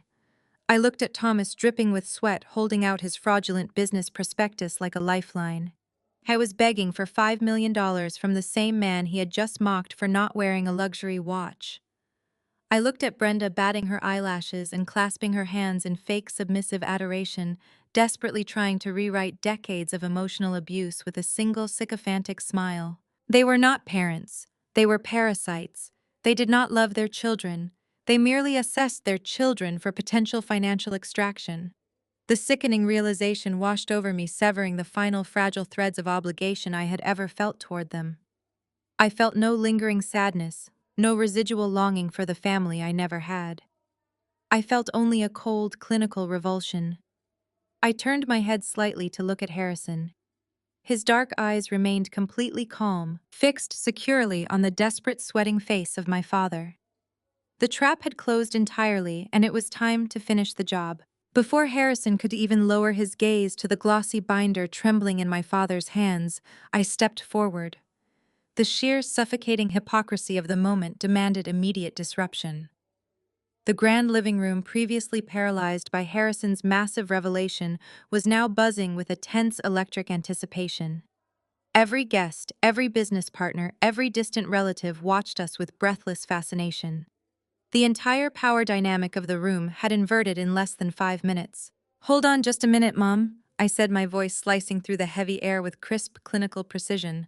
I turned my attention directly to Brenda, who was still standing with her hands clasped in that pathetic, forced pose of motherly adoration. It is absolutely fascinating to witness this sudden outpouring of maternal pride and affection. Because just 30 minutes ago you cornered me in the catering kitchen. You dropped a $4,000 invoice onto my lap and forced me to pay for this extravagant party simply because you deemed my modest lifestyle a complete failure. Brenda let out a sharp, panicked gasp. Her eyes darted wildly toward Thomas's wealthy associates, desperate to contain the massive leak in her carefully constructed social facade. "Samantha, please," she hissed through gritted teeth, attempting to maintain her strained artificial smile while gripping the edge of a velvet chair. "This is not the appropriate time for family banter. We are entertaining a very important guest. We can discuss these silly misunderstandings later." "Oh, I am not bantering," I replied, taking another deliberate step toward her so she could not avoid my gaze, "and I am certainly not finished. Just 30 minutes ago, you dropped your fake smile and violently demanded that I surrender grandmother's 2-carat diamond ring so you could give it to Brittany. You told me that my pathetic broke husband clearly could not afford to buy me anything nice, and that my sister needed the heirloom to maintain her status among the social elite. You explicitly threatened to completely destroy my reputation and banish me from this family if I did not hand over my property by tomorrow morning." A collective murmur of absolute shock rippled through the gathered crowd. The business partners Thomas had tried so hard to impress were now staring at Brenda with open, unmasked disgust. Brittany shrank back into the leather sofa, her face burning with profound humiliation as her mother's desperate, greedy tactics were laid bare for the entire room to see. The image of the perfect, loving matriarch was dead, replaced by the ugly reality of a petty extortionist. Brenda opened her mouth to argue, her hands fluttering in frantic, disjointed movements, but Harrison did not let her utter a single syllable. Harrison smoothly shifted his focus back to Thomas, who was still aggressively holding out the thick business prospectus. Thomas's hands were shaking so violently that the glossy pages audibly rattled against each other. My husband did not reach out to take the binder. He did not offer a polite, non-committal refusal. Instead, Harrison slowly extended a single index finger. He placed the tip of his finger directly against the center of the glossy cover and applied a firm, unyielding pressure, slowly pushing the heavy binder right back against my father's sweating chest. "I do not invest in failing businesses," Thomas Harrison stated. His deep voice resonated with a cold, terrifying authority that left absolutely no room for debate. "And I certainly do not invest in people with a profound moral deficit." Thomas stumbled backward slightly, clutching the rejected binder against his chest, as if it were a physical shield. His face twisted into a mask of pure, desperate panic. "Harrison, you completely misunderstand the market conditions." Thomas stammered, his booming voice completely stripped of its usual arrogance. "It is merely a minor operational hiccup. The regional expansion is entirely sound. We just have a temporary cash flow bottleneck. $5 million is all we need to stabilize the supply chain and secure the upcoming commercial contracts. It is a guaranteed return on your investment." Harrison let out a short, humorless laugh that sent a visible chill down my father's spine. "You do not have a temporary cash flow bottleneck, Thomas. You have a catastrophic systemic collapse." Harrison casually placed his hands in his pockets, his posture perfectly relaxed, as he methodically prepared to dismantle my father's entire professional existence in front of his peers. "When Vanguard Holdings identifies a potential acquisition target, like your son-in-law's firm, Harrison," explained his tone, shifting into the ruthless, analytical cadence of a corporate predator, "we run extensive, exhaustive background checks on all senior directors and their immediate financial ecosystems. Your name flagged repeatedly in our secondary risk assessments. I know exactly what the inside of your ledger looks like, Thomas. And it is a bloody massacre." Thomas opened his mouth to protest, but the sheer terror in his eyes betrayed his guilt. He looked around the room, realizing that his most crucial investors were listening to every single word. "You do not need $5 million for a regional expansion." Harrison continued, his voice ringing with devastating clarity. "You need $5 million to stave off absolute bankruptcy. You are currently leveraged to the absolute limit. You have defaulted on your last 3 quarterly payments to your primary steel suppliers. Your commercial credit line was permanently frozen 2 weeks ago. You applied for 3 separate emergency bridge loans last month, and you were firmly rejected by every single institutional lender in this state because your debt-to-income ratio is entirely toxic." The business partners standing nearby physically stepped away from Thomas. The men who had been clinking glasses and discussing golf with him just an hour ago were now looking at him like he was highly radioactive. In their ruthless, status-driven world, financial insolvency was the ultimate unforgivable sin. Thomas was being exposed not just as a failure, but as a desperate fraud. But that is not even the most pathetic part of your financial ruin, Harrison said, taking a slow, predatory step forward.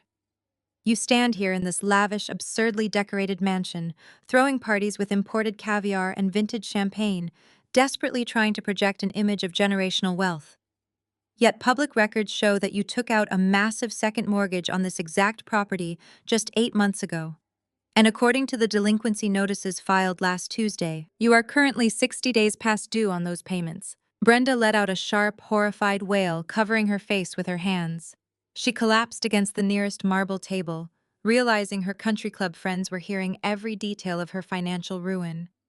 Brittany gasped, looking around the grand living room, as if the walls were suddenly about to collapse and bury them all. The perfect, pristine illusion of the family wealth had been violently shattered into a million irreparable pieces. You are drowning in massive debt, Thomas Harrison concluded, his dark eyes fixed on my father's crumbling facade. You are facing imminent, unavoidable financial ruin, and your immediate reaction is to try and extort a $4,000 catering bill from the daughter you have systematically abused for decades. You do not possess the business acumen to run a simple lemonade stand, let alone a regional materials firm. And you certainly do not possess the basic human decency required to ask me for a single dime. Thomas stood completely paralyzed in the center of his opulent, heavily mortgaged living room. The thick, glossy binder slipped from his sweating fingers, hitting the polished marble floor with a heavy, defeated thud. The sound echoed through the deathly silent space, marking the exact moment my father's carefully constructed empire finally collapsed under the crushing weight of its own lies. The heavy, defeated thud of my father's glossy binder hitting the marble floor was the only sound in the cavernous living room. Harrison did not even glance down at the discarded prospectus. Instead, he smoothly stepped right over it, dismissing my father's entirely ruined financial existence with a single effortless stride. His dark, calculating eyes locked directly onto Andre. My brother-in-law was still standing completely paralyzed in the exact spot where he had dropped his crystal tumbler. The expensive bourbon was still actively seeping into the imported rug beneath his leather shoes.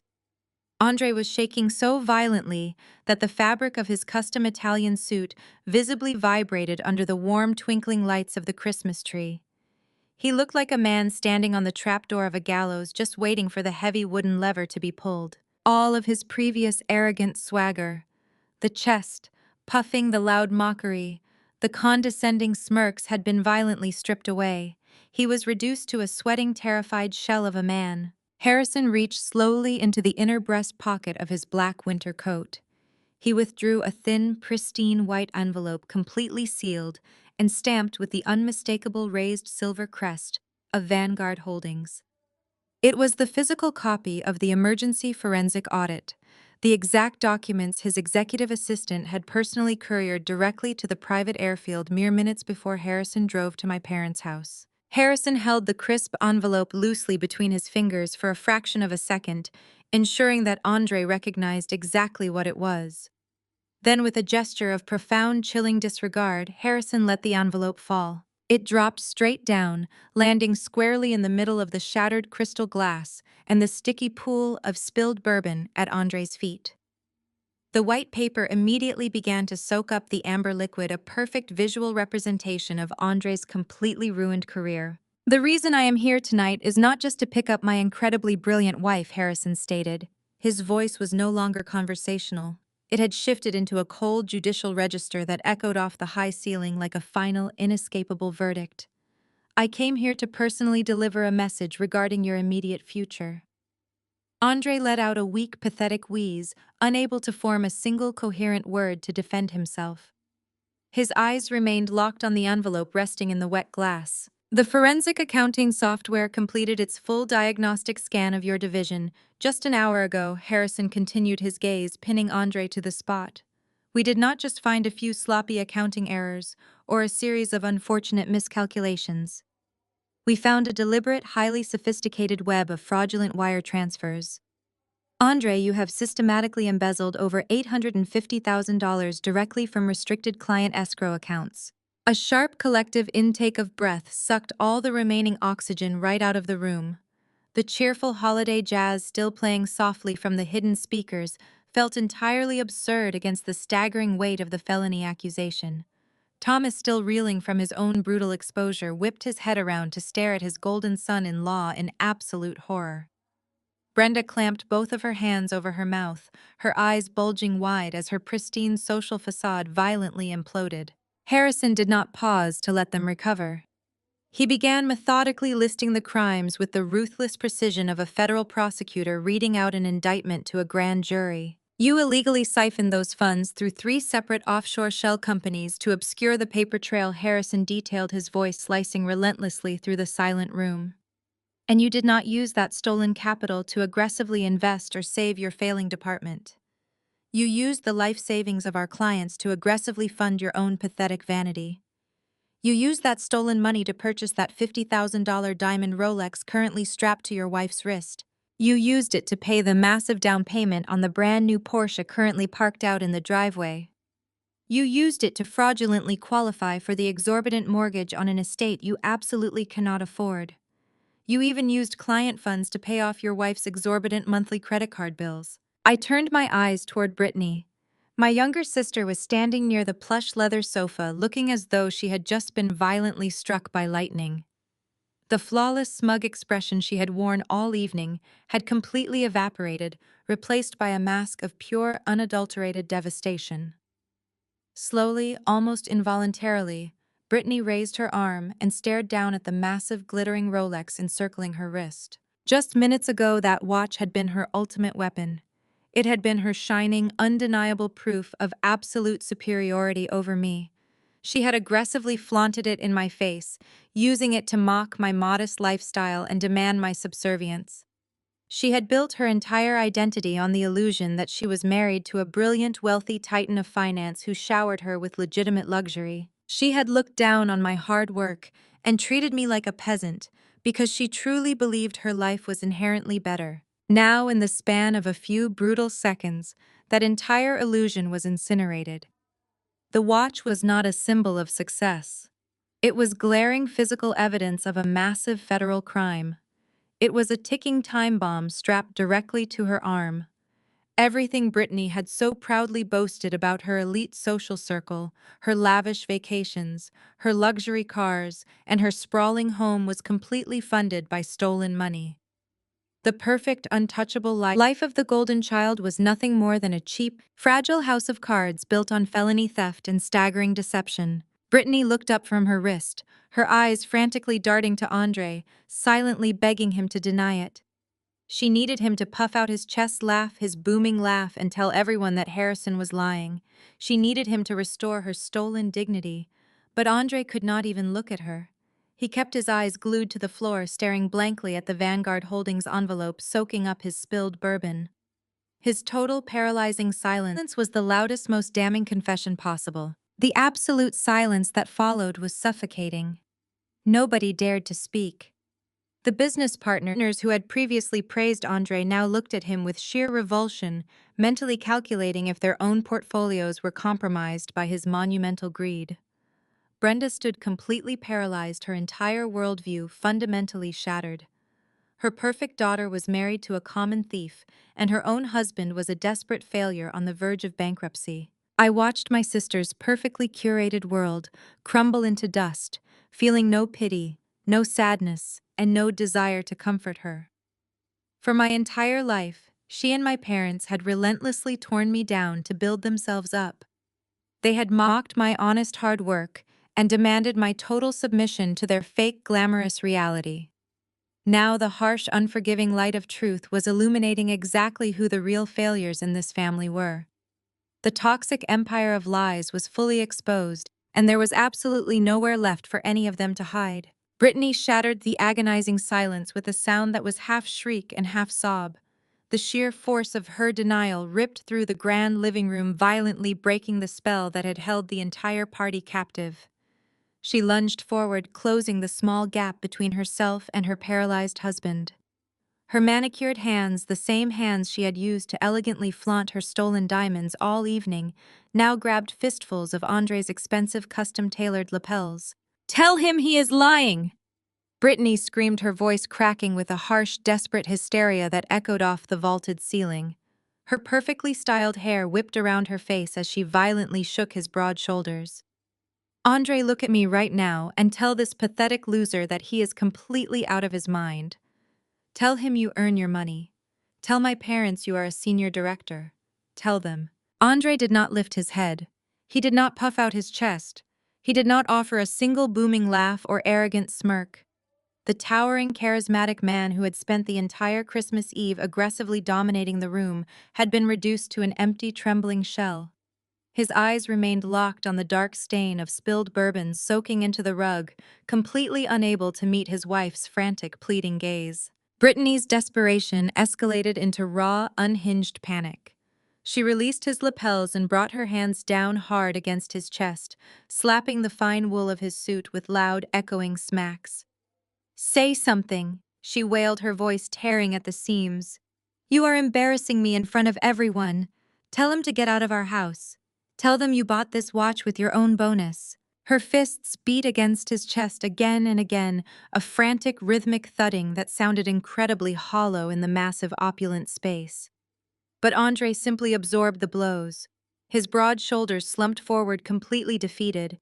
A single heavy tear mixed with the sweat on his cheek and dripped down onto his crisp white collar. His absolute crushing silence was the most undeniable, devastating confession any of them could have possibly witnessed. Harrison observed the violent unraveling of their fake empire with a look of mild, clinical detachment. He did not offer a single ounce of pity. He slowly raised his left arm, pulling back the cuff of his plain black turtleneck to check the time. Resting on his wrist was a simple, understated platinum timepiece. It featured no glittering diamonds, no flashy gold bezel, and no obnoxious, recognizable logos. To the untrained eye of someone like Brenda or Andre, it might have looked like a basic department store accessory. But to anyone who actually understood the true nature of generational wealth, it was a bespoke, mechanically flawless masterpiece that easily cost more than the heavily mortgaged suburban estate we were currently standing inside. Harrison lowered his wrist, his dark eyes fixing onto Andre's broken form. "I highly suggest you spend tomorrow getting your personal affairs in absolute order," Harrison stated, his deep voice slicing cleanly through Brittany's hysterical sobbing. "Because at precisely 8 o'clock on Monday morning, a team of federal agents from the Securities and Exchange Commission, accompanied by the Federal Bureau of Investigation, will be waiting in the main lobby of your corporate headquarters." Brittany stopped hitting her husband. She froze completely, her hands hovering mid-air as the terrifying reality of the word federal crashed over her fragile, materialistic world. "My compliance team handed over the full forensic audit to the authorities exactly 1 hour ago." Harrison continued delivering the fatal blow with surgical, unyielding precision. "The arrest warrants have already been drafted. The asset forfeiture protocols are actively being initiated as we speak. Every single bank account tied to your name, every offshore shell company, your joint marital accounts, and your credit lines will be entirely frozen before the banks even open on Monday." Andre let out a weak, strangled whimper, his knees finally buckling slightly under the massive weight of his impending doom. "That means the Porsche in the driveway is going to be repossessed," Harrison added smoothly. "It means your luxury estate is going to be seized by the federal government to repay the stolen client escrows. And it means that $50,000 watch currently strapped to your wife's wrist is going to be confiscated as primary evidence of felony embezzlement. You are going to lose absolutely everything, Andre. And then you are going to federal prison." The total catastrophic collapse of the golden child's perfect universe was finally complete. Brittany let out a sharp, breathless gasp and stumbled backward, collapsing heavily onto the plush leather sofa as if her legs had been entirely severed. She clutched her diamond-covered wrist to her chest, rocking back and forth in a state of pure, unfiltered shock. The flawless elite socialite persona she had relentlessly weaponized against me her entire adult life had been instantly vaporized. She was no longer the wealthy, superior sister. She was the clueless, humiliated wife of a convicted felon. But the most spectacular destruction was happening just a few feet away. I turned my eyes toward my Brenda had slowly slid down the side of the marble credenza, her expensive designer dress wrinkling as she hit the hardwood floor.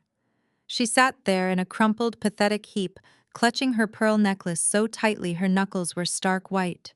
For decades, Brenda had built her entire identity, her absolute sense of self-worth, on the perceived perfection of her youngest daughter.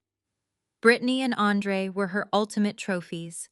They were her shining proof to the country club, to the extended family, and to her wealthy neighbors that she was a highly successful elite matriarch.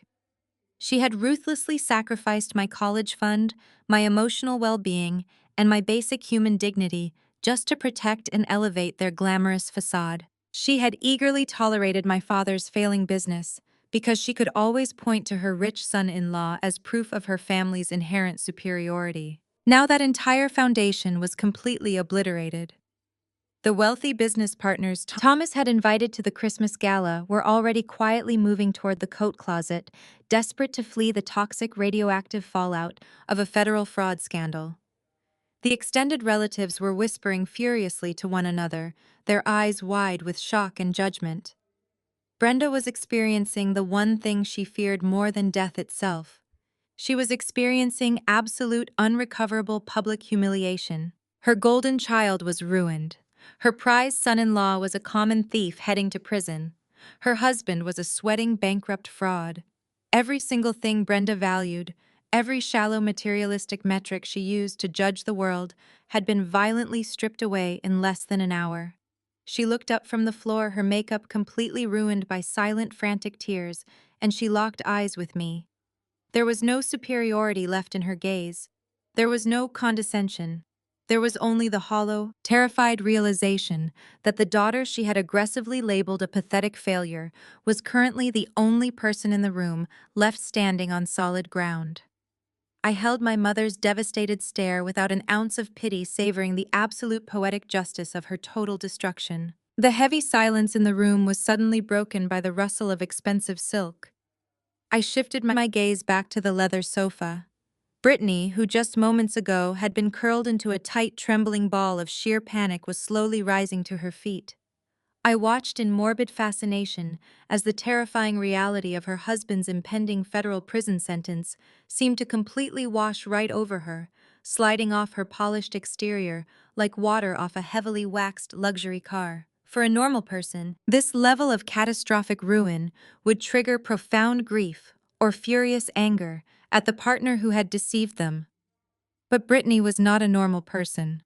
She was a deeply conditioned narcissist, raised by a mother who taught her that survival depended entirely on extracting resources from the wealthiest man in the room. She looked down at Andre, who was still silently weeping over his spilled bourbon. Her expression did not hold a single ounce of spousal sympathy. It held absolute freezing contempt. In her mind, Andre was no longer a human being. He was a broken, automated teller machine. He was a massive liability who had failed to maintain the extravagant lifestyle she believed she fundamentally deserved. Without a second thought, she literally stepped over his trembling legs, physically and emotionally abandoning the man she had proudly flaunted just an hour earlier. Brittany squared her shoulders and took a deep, steadying breath. She forcefully wiped a single tear from her cheek, careful not to smudge her expensive foundation, and violently yanked the diamond-encrusted Rolex off her wrist. She tossed the heavy watch onto the nearest glass table, treating the $50,000 piece of evidence like a piece of worthless trash. Her survival instincts had completely taken over, and those toxic instincts were pointing her directly toward the absolute epicenter of power and wealth currently standing in our parents' living room. She turned her entire body toward Harrison, her eyes locking onto my billionaire husband with a terrifying predatory hunger that made the hairs on the back of my neck stand straight up. She took a slow, deliberate step forward, completely ignoring the horrified gasps from the remaining business partners who were watching her insane pivot in real time. She ignored my mother sobbing on the floor. She entirely ignored my presence standing right beside my husband. Brittany ran a trembling hand through her perfectly styled blonde hair, pushing it over one shoulder in a blatant, heavily practiced gesture of manufactured vulnerability. She closed the distance between them, stepping dangerously deep into Harrison's personal space, radiating a cloying wave of sweet designer perfume. She tilted her chin up, looking at Harrison through her thick eyelashes, and dropped her voice into a hushed, breathy register meant to sound intimate and exclusive. Harrison, do you really want to be tied down to someone as boring as Samantha? Brittany asked, her voice oozing with venomous condescension toward me. She does not understand our world. We belong in the same class. She took another aggressive step closer, placing herself directly between Harrison and me, trying to block me from his line of sight. She reached her manicured hand out, her fingers hovering just an inch over the dark fabric of his cashmere sweater, desperate to establish a physical connection. Look at her! Brittany continued, spinning her delusion into a frantic sales pitch. She is incredibly plain. She has zero ambition. She lives in a tiny apartment and works a depressing entry-level job. She does not understand how to navigate high society galas or host elite corporate events. She does not understand your world at all, Harrison. But I do. I know exactly how to manage an estate, how to entertain wealthy investors, and how to be the perfect reflection of a billionaire's success. You need a woman who can effortlessly match your sheer power and status, not a pathetic charity case who brings you nothing but a cheap, unremarkable life. Let her go back to her miserable, lonely existence. We could be an absolutely unstoppable empire together. The sheer breathtaking insanity of her proposition paralyzed the entire room. My sister was actively, openly trying to seduce my billionaire husband mere seconds after learning her own husband was going to federal prison. It was a level of narcissistic delusion so profoundly deep that it bordered on actual madness. Every single guest stared in revulsion at the golden child, completely exposing her own hollow parasitic core. Harrison did not take a step back. He did not look shocked, nor did he look flattered by her desperate, clawing display of availability. He stood as immovable as a mountain of solid granite. He looked down at Brittany's hovering hand, and his dark eyes filled with an expression of pure, unadulterated repulsion. It was the exact same look of deep, visceral disgust one might give a rotting, infectious piece of garbage that had accidentally washed up onto a pristine shoreline. He did not raise his voice to reject her. He did not offer her the dignity of an argument or the satisfaction of an emotional reaction. He simply looked right through her, rendering her entire desperate performance completely invisible and utterly worthless. Harrison turned his body slightly, effortlessly breaking her attempted physical barrier, and shifted his entire focus directly back to me.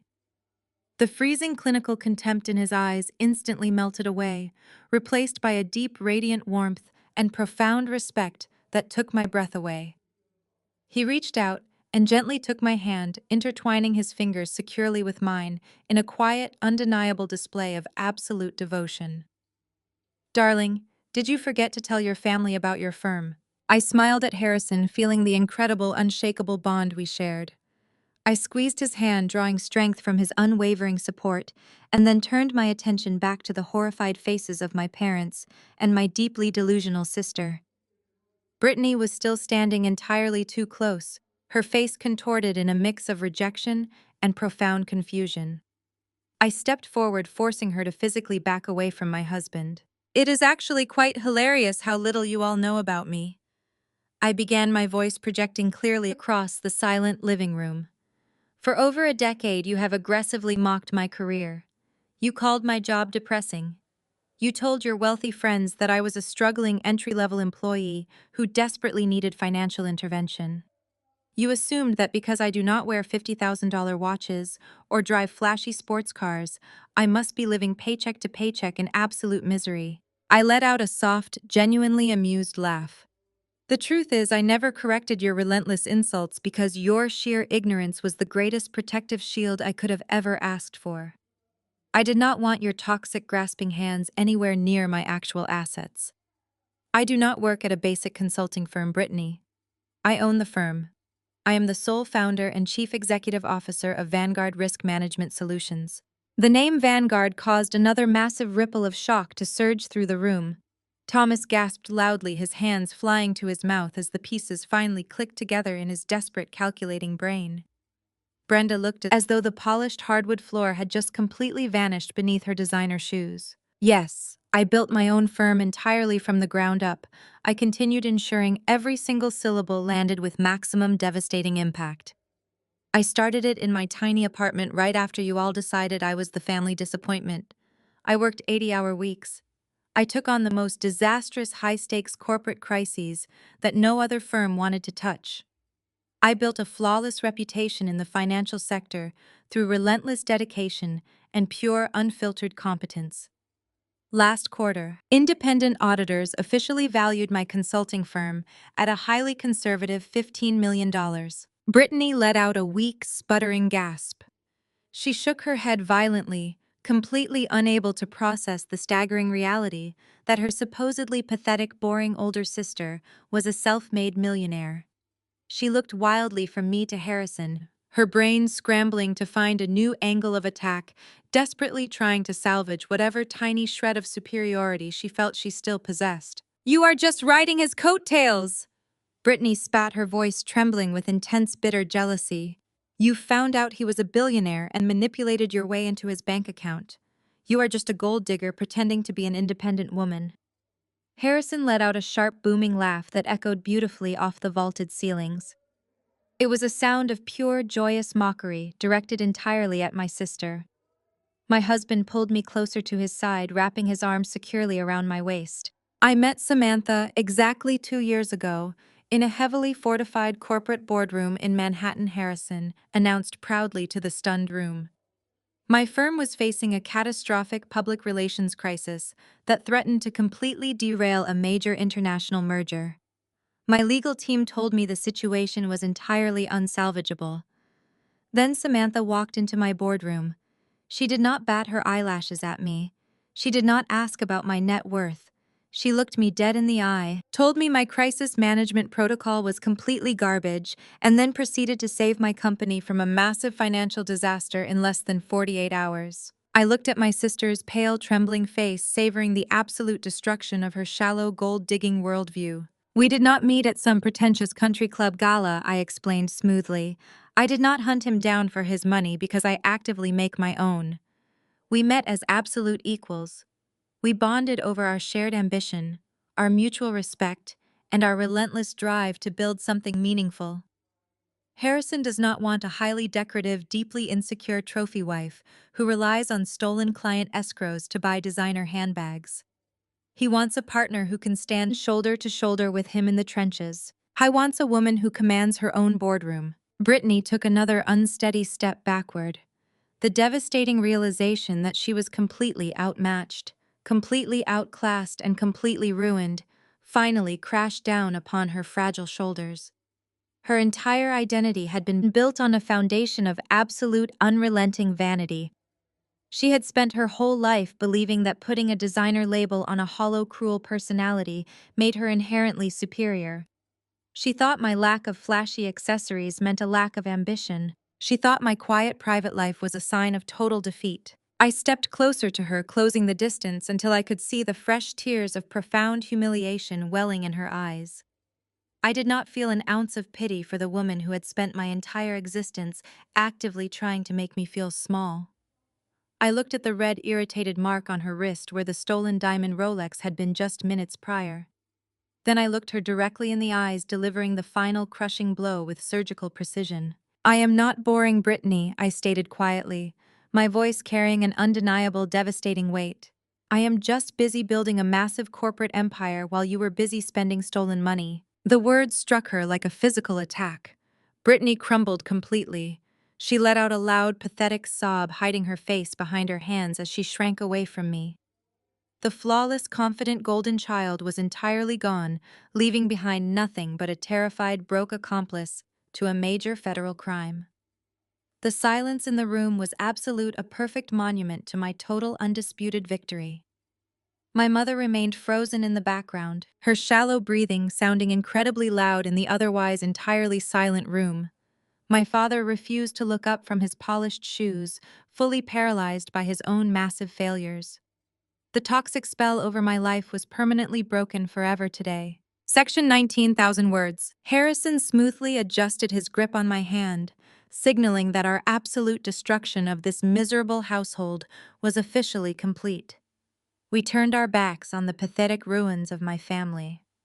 I did not spare a single parting glance for Andre, who was still silently weeping over his impending federal prison sentence, or for Brittany, who remained collapsed on the leather sofa, mourning her confiscated luxury lifestyle.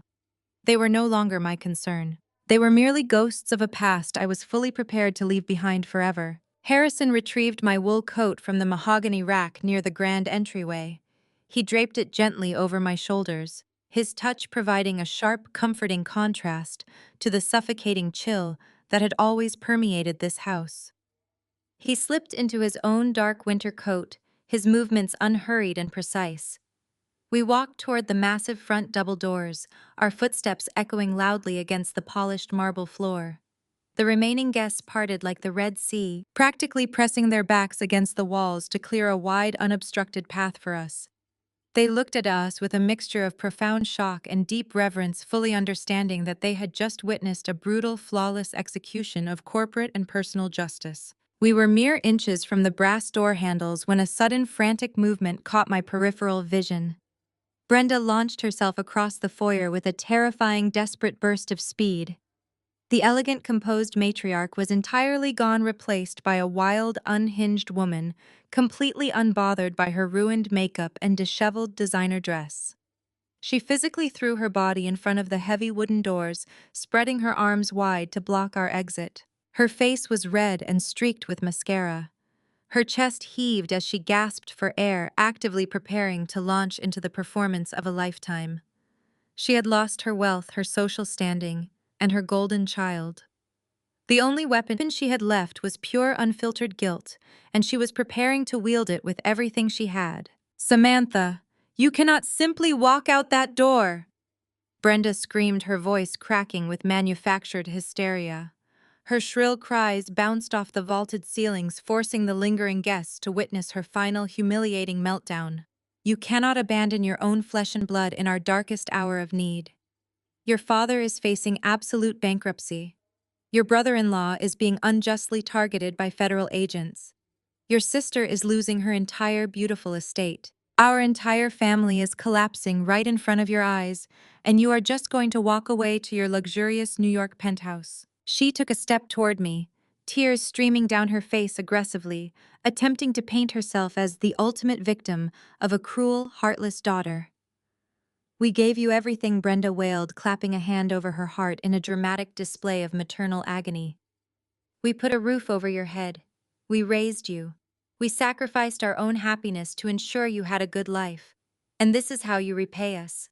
You stand there with your wealthy husband parading your secret millions, and you refuse to lift a single finger to save the people who brought you into this world. You are a terrible, selfish, ungrateful daughter. How can you possibly sleep at night knowing your family is completely destitute while you sit on a mountain of cash?" I stood perfectly still, letting her hysterical accusations wash over me. I did not flinch. I did not feel a single pang of guilt or remorse. Her words, which would have utterly destroyed me 10 years ago, now sounded like nothing more than hollow, meaningless static. I looked at the woman who had spent 35 years actively tearing down my self-esteem, and I felt nothing but a cool, clinical detachment. I reached my right hand into my understated leather tote bag. My fingers bypassed my phone and my wallet, reaching deep into the hidden zippered compartment. For years, I had carried this specific item with me to every single family gathering, every holiday dinner, and every forced celebration. It was my ultimate insurance policy, a physical anchor to reality, whenever my parents tried to gaslight me into believing I was a selfish, ungrateful burden. My fingers closed around a thick, heavy black leather-bound book. I slowly pulled it out of my bag, letting the warm entryway lighting catch the embossed gold lettering on the cover. It was a meticulously detailed, legally notarized financial ledger. Brenda stopped screaming for a fraction of a second, her red, puffy eyes dropping to the heavy book in my hands. Confusion briefly flickered across her tear-stained face, replacing the manufactured outrage. I stepped forward, closing the final gap between us. Without raising my voice, I firmly and deliberately slammed the thick, heavy ledger directly against the center of my mother's chest. She let out a startled gasp, her hands instinctively coming up to grab the book before it could fall to the floor. The sheer weight of it made her stumble slightly backward against the heavy wooden door. "This is not a diary, Mom," I stated, my voice ringing with a cold, devastating authority that commanded the absolute attention of every person in the foyer. "This is the exact itemized receipt of every single dime I have poured into this toxic, parasitic family since the day I turned 18 years old." Brenda stared down at the black ledger, her hands trembling violently as my words echoed in the quiet space. "I opened it for you." I continued, my gaze locking onto her terrified eyes. "Inside you will find the original bank transfer receipts for Brittany's private university tuition, which you forced me to pay when Thomas blew the education fund on bad investments. You will find the canceled checks for Thomas's massive hidden gambling debts that I quietly settled 5 years ago to keep this house from being foreclosed on.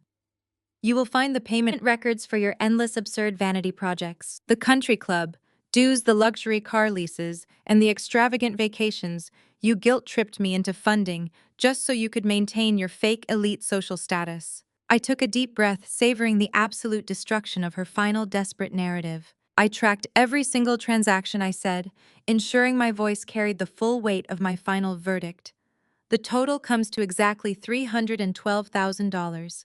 I have sacrificed my peace, my financial security, and my mental health to prop up your pathetic, shallow illusions. But that ends tonight. Consider my entire debt to this family completely, irrevocably paid in full. Keep the ledger. Show it to your friends when they ask why I am no longer around. Show it to the bankruptcy lawyers when they come to seize this house. But listen to me very carefully, Brenda. Do not ever attempt to contact me again." I did not wait for her to respond. I did not wait for the inevitable stuttering excuses or the next round of hysterical tears. I simply reached forward, grabbed the brass handle of the front door, and pulled it open. The freezing, crisp winter air rushed into the stifling foyer, instantly clearing away the heavy, toxic atmosphere of the house. Harrison placed his hand gently on the small of my back, guiding me smoothly out into the freezing night.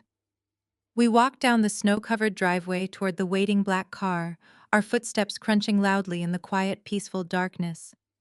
I did not look over my shoulder. I did not look back at the brightly lit mansion or the shattered family standing in the wreckage of their own making.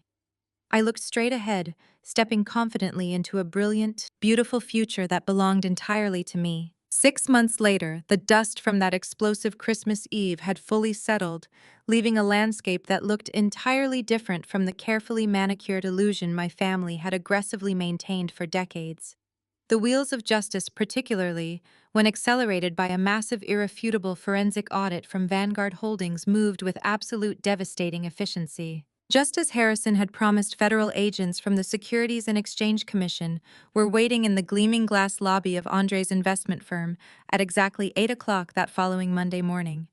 There was no arrogant swagger, no booming laughter, and no custom Italian suit that could save him from the cold, hard reality of federal handcuffs. The criminal trial was swift and merciless. Andre's blatant, highly documented embezzlement of client escrows left his expensive defense attorneys with absolutely zero legal leverage. He pleaded guilty to multiple federal counts of wire fraud and grand larceny. The judge, entirely unimpressed by his prior corporate status, handed down a firm, inescapable sentence of 5 years in a federal penitentiary. The man who had mocked my husband for wearing plain sneakers is now wearing a standard-issue, heavily laundered jumpsuit in a high-security correctional facility, completely stripped of every single luxury he had illegally acquired. The fallout for my sister Brittany was equally catastrophic and deeply, perfectly poetic. The federal asset forfeiture protocols stripped away her entire fabricated identity overnight. Authorities seized the massive suburban estate, the joint bank accounts, the luxury vehicles, and every single piece of jewelry purchased with stolen client funds. I heard through the legal grapevine that federal agents literally took the $50,000 diamond Rolex right off her wrist during a mandatory financial deposition. Stripped of her stolen wealth and the elite social status she violently worshipped, Brittany was forced to pack her remaining legally acquired belongings into cheap garbage bags. She had to move back into her childhood bedroom in our parents' house. The flawless, untouchable golden child was now a 33-year-old bankrupt dependent, frantically applying for entry-level administrative jobs, facing the exact same grueling, unglamorous reality she had spent her entire privileged life aggressively mocking. But the childhood house she returned to was a rapidly decaying shadow of its former glory. Following Harrison's brutal public exposure of his massive financial deficits, Thomas's construction materials business completely folded within weeks. The nervous investors fled the panicked creditors, aggressively called in their debts, and the company was forcibly liquidated at a public auction. Thomas was forced to officially declare Chapter 7 bankruptcy to avoid immediate foreclosure on their heavily mortgaged mansion. My parents had to fire their housekeeper, dismiss their landscaper, and sell off most of their valuable antique furniture. The once grand estate began to actively crumble around them. The pristine lawn grew wild and overgrown. The luxury pool sat empty and choked with dead leaves, and the expensive paint peeled away from the towering grand columns. Brenda suffered the absolute ultimate punishment for a woman obsessively driven by social climbing. She experienced total irreversible social exile. The elite country club immediately revoked their membership due to deeply unpaid dues. Her wealthy status-obsessed friends, terrified of being publicly associated with a federal fraud scandal and a bankrupt fraudster, completely stopped returning her phone calls. She was entirely ostracized, trapped in a decaying silent house with a ruined, bankrupt husband and a thoroughly disgraced daughter, forced to live out her days drowning in the exact same miserable poverty she had spent her entire life desperately running away from. I did not feel a single ounce of pity for any of them. I sat on the expansive, sun-drenched balcony of the New York penthouse I shared with Harrison. It was a beautiful, crisp spring morning. The sprawling, majestic skyline of Manhattan stretched out before us, a breathtaking monument to ambition, resilience, and honest hard work.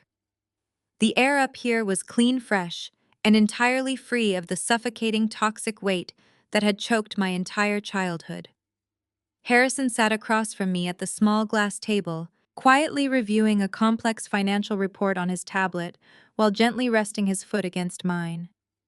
The quiet, deeply secure partnership we shared was worth more than any diamond or luxury car in the entire world. I lifted my porcelain mug, savoring the rich, dark roast coffee, when the screen of my smartphone suddenly lit up on the table. The device vibrated loudly with an incoming call.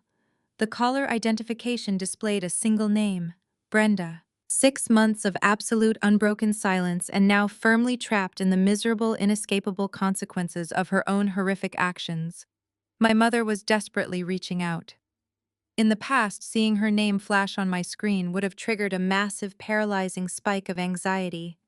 My heart would have raced, my palms would have sweat, and I would have felt the crushing, heavy burden of familial obligation forcing me to answer the phone. I would have braced myself for the inevitable manipulation, the guilt trips, and the cruel, unrelenting demands. Today I simply looked at the vibrating phone and smiled.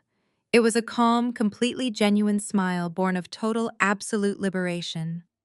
I did not feel angry. I did not feel vindictive or bitter. I felt absolutely nothing for the woman calling me. I reached out, tapped the bright screen, and calmly pressed the block contact button. The phone immediately went dark and silent. I picked up my mug, took a slow, deeply satisfying sip of my coffee, and looked out over the brilliant, shining city. I was finally truly and permanently free. Society constantly pushes the incredibly damaging narrative that you must unconditionally forgive and support your family simply because you happen to share the same bloodline. They tell you that blood is thicker than water, that you must always maintain a relationship with your parents and siblings, regardless of how brutally or unfairly they treat you. But that is a toxic, dangerous lie deliberately designed to keep victims trapped in endless cycles of emotional abuse. You do not owe your precious peace to people who actively destroy it. You do not owe your financial success to people who constantly and eagerly prayed for your massive downfall. And you absolutely do not owe your hard-earned life to a family that only views you as an object to be extracted from, humiliated, and discarded. Recognizing your own profound worth is the most powerful rebellious action you can ever take in this world. When you finally stop setting yourself on fire just to keep toxic people warm, you discover an incredible, limitless reservoir of strength within yourself. True family is not defined by shared genetics or forced legal obligations. True family is defined by mutual respect, unwavering support, and the people who genuinely celebrate your victories without a single ounce of jealousy or malice. I walked away from my toxic bloodline and built an absolute empire with a partner who sees my true, undeniable value. Have you ever had to face down a toxic family member who constantly underestimated you? How did you prove them wrong? Share your story in the comments below.